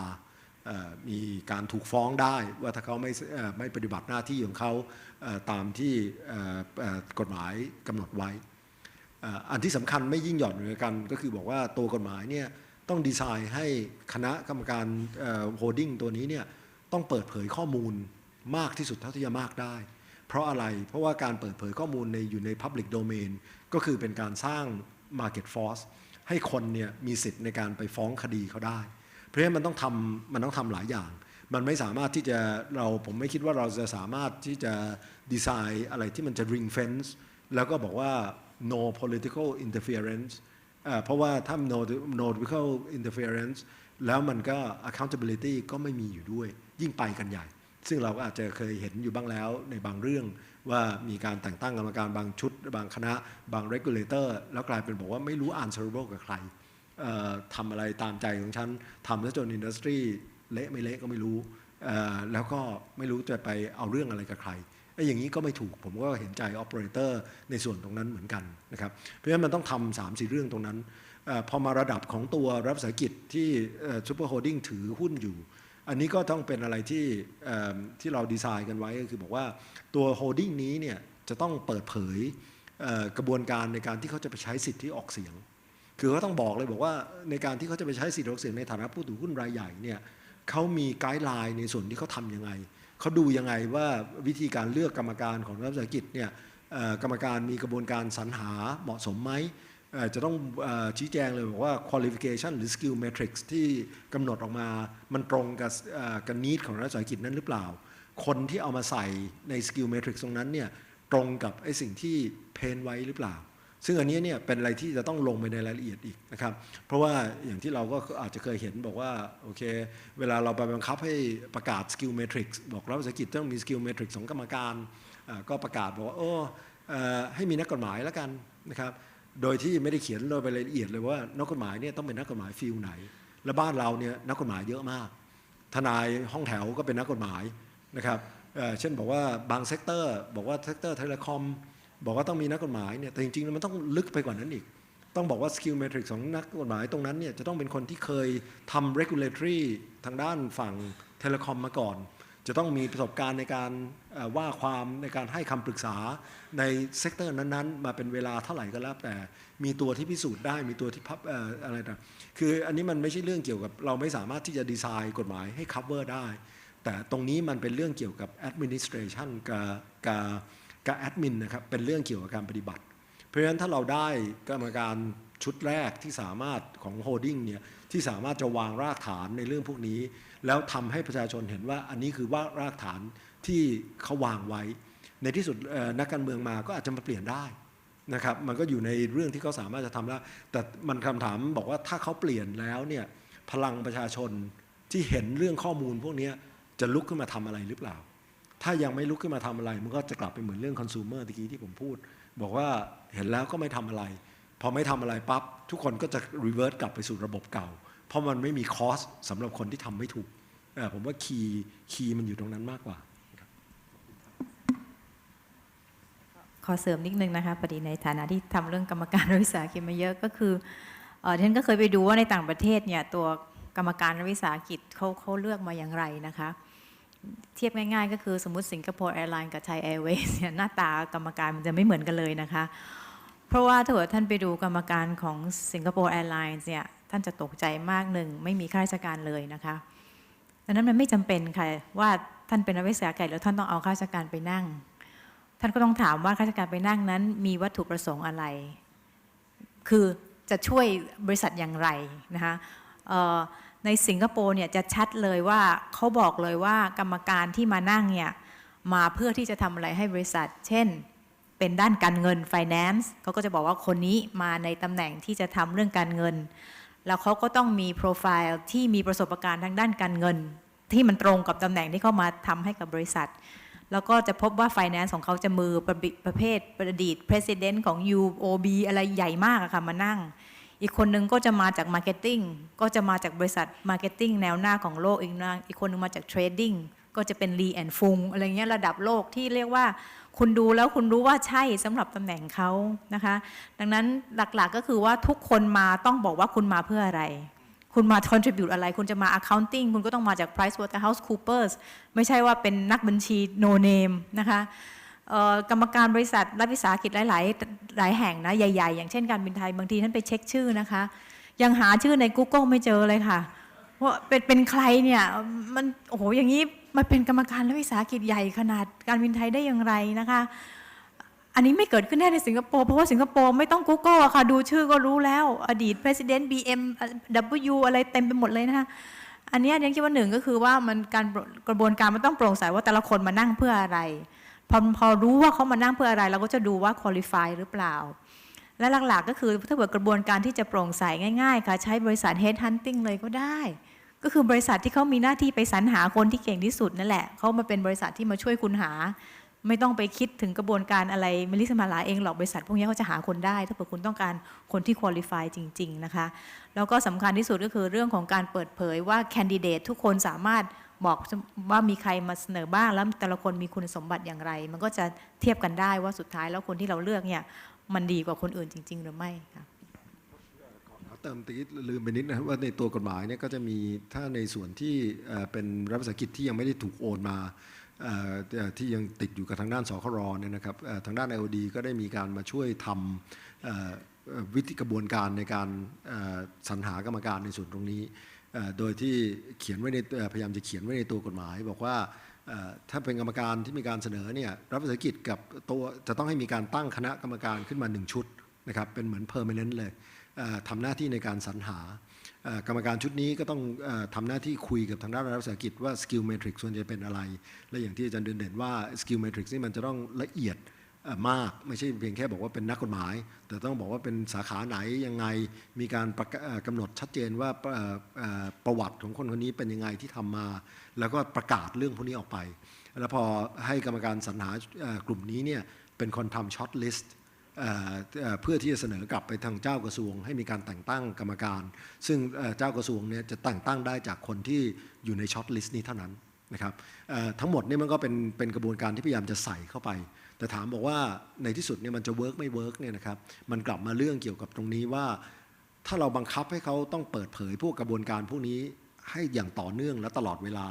ให้ต้องชี้แจงต่อ Public ได้คำถามคือบอกว่า Public ทำอะไรไหมนะครับ Public ทำอะไรหรือเปล่าต่อให้ถ้าเปิดเผยแล้ว Public ยังไม่ทำอะไรอย่างเห็นอย่างที่อาจารย์เด่นว่าแล้วก็ไม่ไปประชุมผู้ถือหุ้นไม่ไปยกมือถามในการประชุมผู้ถือหุ้นไม่ถามให้ประธานคณะกรรมการของบริษัทต้องชี้แจงให้ได้ซิว่ายังไงนะครับมันก็จะไม่มีประโยชน์เพราะว่าทั้งหมดเนี่ยเรากำลังบอกว่ามันต้องอาศัยพลังของ Market Force ในการที่จะมา drive ให้เกิด change ตัวกฎหมายด้วยตัวของมันเองไม่ใช่เป็นตัวที่สามารถจะทำให้เกิด change แต่มันเป็นเรื่องเกี่ยวกับการผลักดันของ Market Force มากกว่าขอบคุณครับกับเชิญเลยครับ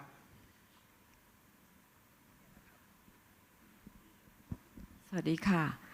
ที่จะเรียนถามอยากเสนออย่างนี้นะคะแนะนำตัวก่อนได้ไหมครับค่ะแนะนำตัวก่อนนิดนึงได้ไหมครับค่ะวารีชินสิริกุลค่ะDCP ค่ะที่กรณีที่คุณระพียกตัวอย่างว่าบริษัทในกรณีที่ถ้าเปรียบเทียบ2บริษัทจดทะเบียนที่ได้รับเลือกในโครงการใหญ่ๆอย่างเงี้ยนะคะกับอีกซึ่งบริษัทที่ประกาศว่าจะต่อต้านการคอร์รัปชันการให้หรือการรับสินบนเนี่ยแต่ไม่ได้รับเลือกแล้วก็คุณระพีบอกว่าผู้ถือหุ้นก็ควรจะสนับสนุนบริษัทที่ไม่ได้รับเลือกแต่ว่าดิฉันอยากเสนออย่างนี้ว่าในส่วนของเอกชนเนี่ยตอนนี้ที่ท่านอาจารย์บัณฑิตพูดว่าเขาจะมีการแก้ไขเรื่องที่ว่าระเบียบสำนักเดิมมันเป็นระเบียบสำนักนายกเรื่องการจัดซื้อจัดจ้างใช่ไหมคะถ้าเขาเปลี่ยนเป็นกฎหมายเนี่ยมันน่าจะมีข้อที่ว่าถ้าหากว่าบริษัทที่เข้ามาเป็นผู้รับเลือกเนี่ยไม่ได้มีการประกาศนโยบายอย่างนี้ชัดเจนไม่มีการแสดงพันธสัญญาว่าจะไม่ส่งเสริมการให้หรือการรับสินบนเนี่ยก็จะไม่มีคุณสมบัติที่จะเข้าร่วมโครงการหรือถ้าหากว่ามีการได้รับเลือกเนี่ยก็จะต้องมีกระบวนการตรวจสอบซ้ำอีกว่ากระบวนการที่คัดเลือกมาเนี่ยมันโปร่งใสจริงหรือเปล่าเพราะว่าทุกวันนี้เรามีกฎหมายเรื่องการ ลงโทษทั้งผู้ให้และผู้รับสินบนแต่มันเป็นเรื่องกฎหมายอาญาใช่ไหมคะแต่ว่าในทางปฏิบัติเนี่ยคนที่ทำส่วนใหญ่ก็คิดว่าไม่มีใครจับได้เพราะไม่มีการตรวจสอบขอบคุณค่ะผมไม่แน่ใจประเด็นในส่วนคือตะกี้ที่พยายามยกตัวอย่างนะคือทั้งหมดที่พวกเราทำการเซอร์ติฟายการอะไรต่างๆก็แล้วแต่เนี่ยในระดับหนึ่งเนี่ยผมก็เราอาจจะต้องยอมรับกันว่ามันก็ยังเป็นฟอร์มเบสอยู่นะครับมันยังเป็นฟอร์มเบสอยู่หรือแม้จะขอให้มีระเบียบสำนักนายกอะไรต่างๆออกมาก็แล้วแต่เนี่ยมันก็ยังไม่ได้เอนชัวร์ว่าจะไม่เกิดการจ่ายใต้โต๊ะกันหรือว่าการคอร์รัปชันกันมันยังเป็นกระบวนการที่ดีขึ้นจากปัจจุบันนะครับแต่โทษทีตัวอย่างที่ผมพยายามยกเนี่ยคือมันกลับมา question มากกว่าว่า market เนี่ยพร้อมจะรับ consequence ของตรงนั้นแล้วจริงๆหรือเปล่าแล้วถ้า market เนี่ยไม่พร้อมจะรับ consequence ของตรงนั้นเนี่ยนะครับแล้วไม่พร้อมที่จะ support คนที่ทำอย่างถูกต้องจริงๆจังๆเนี่ยการที่เราพยายามจะทำเรื่องพวกนี้หลายๆเรื่องเนี่ยโอกาสที่จะประสบความสำเร็จในเรื่องเกี่ยวกับ substance เนี่ยมันจะน้อยลงไปเรื่อยๆนะครับประเด็นอาจจะอยู่ตรงนั้นมากกว่าผมเสริมนิดเดียวครับคืออย่างนี้คือผมเป็นผู้ที่ช่วยยกร่างพรบฉบับนี้นะฮะคือการที่เราจะสร้างเงื่อนไขกีดกันใครเนี่ยคงต้องระวังเพราะว่าการที่เราบอกว่าคนที่ไม่คุริฟายแล้วไม่มีสิทธิ์ที่จะเข้าร่วมประมูลเนี่ยผมคิดว่าอันนั้นเนี่ยไปถึงชั้นศาลแล้วอาจจะมีปัญหานะแต่ว่าที่เราทำได้คือสร้างในทางบวกให้กับคนที่ประพฤติดีนะอันนี้กำลังอยู่ในขั้นตอนของการพิจารณาเพราะว่าตัวพรบเองเนี่ยคงต้องเปิดกว้างไว้พอสมควรแต่ในเรื่องของกระบวนการวิธีการทำเนี่ยเราคงจะหาวิธีการบอกว่าถ้าคุณเป็นคนดีคุณประพฤติดีคุณทำตามความถูกต้องแล้วเนี่ยทำยังไงถึงจะเป็นตัวบวกให้กับเขามากกว่าที่ไปกีดกันเขานะอันนี้เป็นแนวความคิดที่อยากจะตอบโจทย์นะครับดิฉันคิดว่าเข้าใจสิ่งที่ท่านผู้ถามมาจากฟลอร์เพราะว่าอย่าลืมว่ารัฐบาลก็คือผู้ซื้อเป็น purchaser แล้วในฐานะที่ผู้ซื้อเนี่ยมีสิทธิ์ในการที่จะกำหนดมาตรฐานของสินค้าหรือบริการที่ตนเองต้องการจะซื้ออย่างจะเห็นได้ว่าตัวอย่างเช่นผู้ที่เขา import สินค้าไทยไปในต่างประเทศตอนนี้เช่น EU เนี่ยเวลาท่านจะส่งสินค้าอาหารเข้าไปเขาจะบอกว่าคุณจะต้องมีกลไกระบบความเสี่ยงในการควบคุมปัญหาความปลอดภัยของสินค้าอาหารของคุณเขาบอกคุณมีระบบนะคะเช่นเขาต้องมาตรวจสอบว่าคุณมีมาตรฐานไหมนั้นถ้าผมมองในแง่ในฐานะว่าผู้ซื้อนะคะนั้นก็เห็นว่ารัฐในฐานะที่เป็นผู้ซื้อบริการก็น่าจะมีสิทธิ์ที่จะกำหนดมาตรฐานของผู้ซัพพลายเออร์ได้ครับขอบคุณครับเวลาหมดแล้วนะครับผมขออนุญาตอยากที่จะให้แต่ละท่านเนี่ยถ้ามีสักข้อความเล็กๆน้อยๆที่อยากที่จะฝากไปกับท่านผู้ชมเนี่ยแต่ละท่านเนี่ยสักท่านละครึ่งนาที1 นาทีจะมีอะไรบ้างครับครับผมไปที่ไหนผมพูดทุกทีนะครับว่าทุกท่านที่นั่งอยู่ที่นี่มีส่วนที่จะเป็นผู้ที่จะช่วยขับเคลื่อนสิ่งที่เรากำลังพูดอยู่ทั้งหมดนะฮะถ้าท่านลุกขึ้นมาแล้วก็บอกว่าจะมาช่วยกันต่อสู้ในเรื่องนี้เนี่ยผมคิดว่านั้นคือสิ่งที่พวกเราหวังว่าจะได้จากการที่อย่างน้อยมีการสนทนากันในวันนี้ครับขอบคุณครับอาจารย์เด่นๆเชิญครับส่วนตัวดิฉันคิดว่าสิ่งที่น่าจะสำคัญที่สุดที่เราอาจจะยังไม่ค่อยได้พูดกันเยอะนะคะก็คือเรื่องของข้อมูลดิฉันอยากจะให้เห็นว่าภาครัฐเนี่ยพยายามให้ข้อมูลมากที่สุดเพราะว่าการต่อต้านคอร์รัปชันที่ยั่งยืนไม่ได้เกิดจากกลุ่มบุคคลใครบุคคลหนึ่งเกิดจากคน65 ล้านคนแล้วคน65 ล้านคนนั้นจะถ้าเผื่อไม่มีข้อมูลทำอะไรไม่ได้จริงๆค่ะดังนั้นถ้าเผื่อเราน่าจะช่วยเป็นผลักดันว่าเรื่องของความโปร่งใสเรื่องของการเปิดเผยข้อมูลของรัฐออกมาสู่ประชาชนให้มากที่สุดแล้วสื่อและภาควิชาการอย่างนี้ท่านและภาคประชาสังคมจะช่วยกันดูด้วยค่ะผมอยู่ในตลาดทุนก็เป็นคนที่เชื่อในเรื่องเกี่ยวกับ market force จริงๆว่า market force มันเป็นตัว change behavior ของคนเป็นตัว shape behavior ของคนเพราะฉะนั้นก็คือประเด็นเดียวคุณบุญมนบอกว่าถ้าพวกเราในฐานะเป็น market force ไม่ change behavior ของเราเองเนี่ยเราจะไปชี้ให้คนอื่น change เนี่ยยากมากครับผมขออนุญาตสรุปเซสชันนี้นะครับโดยที่ ผมลองใช้สมการของ Professor Klickard ดูนะครับเดี๋ยวเซสชันต่อไปเนี่ยเราจะไปทานข้าวแล้วก็ Professor Klickard จะพูดนะครับ Professor Klickard เคยบอกว่าสังเกตดูว่าประเทศไหนที่มีคอร์รัปชันเยอะๆหรือน้อยๆเนี่ยให้ดูสมการคอร์รัปชันเท่ากับ M ก็คือ Monopoly นะครับว่าประเทศนั้นเนี่ยมันมีการผูกขาดเยอะไหมนะครับบวกกับ discretion ก็คือว่ามีอำนาจทางดุลพินิจนะครับเรียกว่าอำนาจการใช้ดุลพินิจเนี่ยเยอะหรือเปล่าลบด้วยA ก็คือ accountability คือความพร้อมรับผิดนะครับเพราะฉะนั้นพูดง่ายๆคือประเทศไหนที่ monopoly เยอะๆนะครับมี discretion เยอะๆแล้วก็มี accountability น้อยๆเนี่ยประเทศนั้นเนี่ยมีความเสี่ยงทางด้าน corruption สูงนะครับทั้ง3ท่านนี้ก็มาพูดว่าในปีที่ผ่านมาเนี่ยหรือว่าหลายๆปีที่ผ่านมาเนี่ยอย่างทางคุณระพีพูดว่า super holding เนี่ยมันขึ้นมาเพื่อที่จะมาช่วยเอาทำให้รัฐวิสาหกิจนี้มีความเป็นอิสระจากกระทรวงต่างๆที่เป็น policy maker นะครับเพราะฉะนั้นตัวนี้เนี่ยเป็นตัวที่ไปช่วยทำให้ตัว monopoly เนี่ยแบบที่ไม่โปร่งใสเนี่ยมันน้อยลงนะครับตัว M ก็สามารถที่จะช่วยปรับด้วยตัวนี้นะครับส่วนตัว D discretion หรือว่าการใช้อำนาจดุลพินิจมากขึ้นเนี่ยพรบของอำนวยความสะดวกนะครับมันทำให้ภาครัฐเนี่ยจะต้องถูกบังคับด้วยเวลาอันที่ค่อนข้างชัดเจนว่าเอกชนต้องได้ไลเซนส์ภายในกี่วันด้วยเอกสารอะไรนะครับตัวนี้มันไปช่วยทำให้ตัว discretion เนี่ยมันน้อยลงนะครับอีกตัวหนึ่งก็คือกระบวนการต่างๆทางภาครัฐวิสาหกิจอย่างเช่นกระบวนการในการสรรหากรรมการนะครับทำให้ตัว discretion นี่มันน้อยลง accountability มากขึ้นนะครับก็จะเห็นว่าพรบปปช123/5นะครับที่ตะกี้ได้มีการพูดไปว่าเอาผิดคนให้แล้วนะครับเดี๋ยวนี้มีการเอาผิดคนให้แล้วนะครับมันก็จะทำให้ตัว accountability เนี่ยมันมากขึ้นนะครับก็เห็นได้ว่าโมเมนตัมมาจริงนะครับแต่โมเมนตัมตัวนี้จะเมนเทนได้อย่างไรเนี่ยก็มาที่ point ที่อาจารย์เด่นๆพูดถึงว่า implementation ตอนนี้แหละคือความท้าทายแหละนะครับแล้วกลับมาก็คือว่าพวกเราทุกคนนั่นแหละคือ market force เราทุกคนแหละคือคนที่สร้างความเปลี่ยนแปลงให้กับสังคมนี้ไม่ว่าจะเป็นผ่านการลงทุนผ่านการบริโภคทั้งหลายนะครับเพราะฉะนั้นขอบคุณท่านทั้งหลายนะครับแล้วก็ขอคืนเวทีให้กับท่านพิธีกรครับขอบคุณครับโอกาสนี้ขอบพระคุณนะคะท่านผู้เกียรติเข้าร่วมบรรยายและผู้ดำเนินรายการเป็นอย่างสูงค่ะ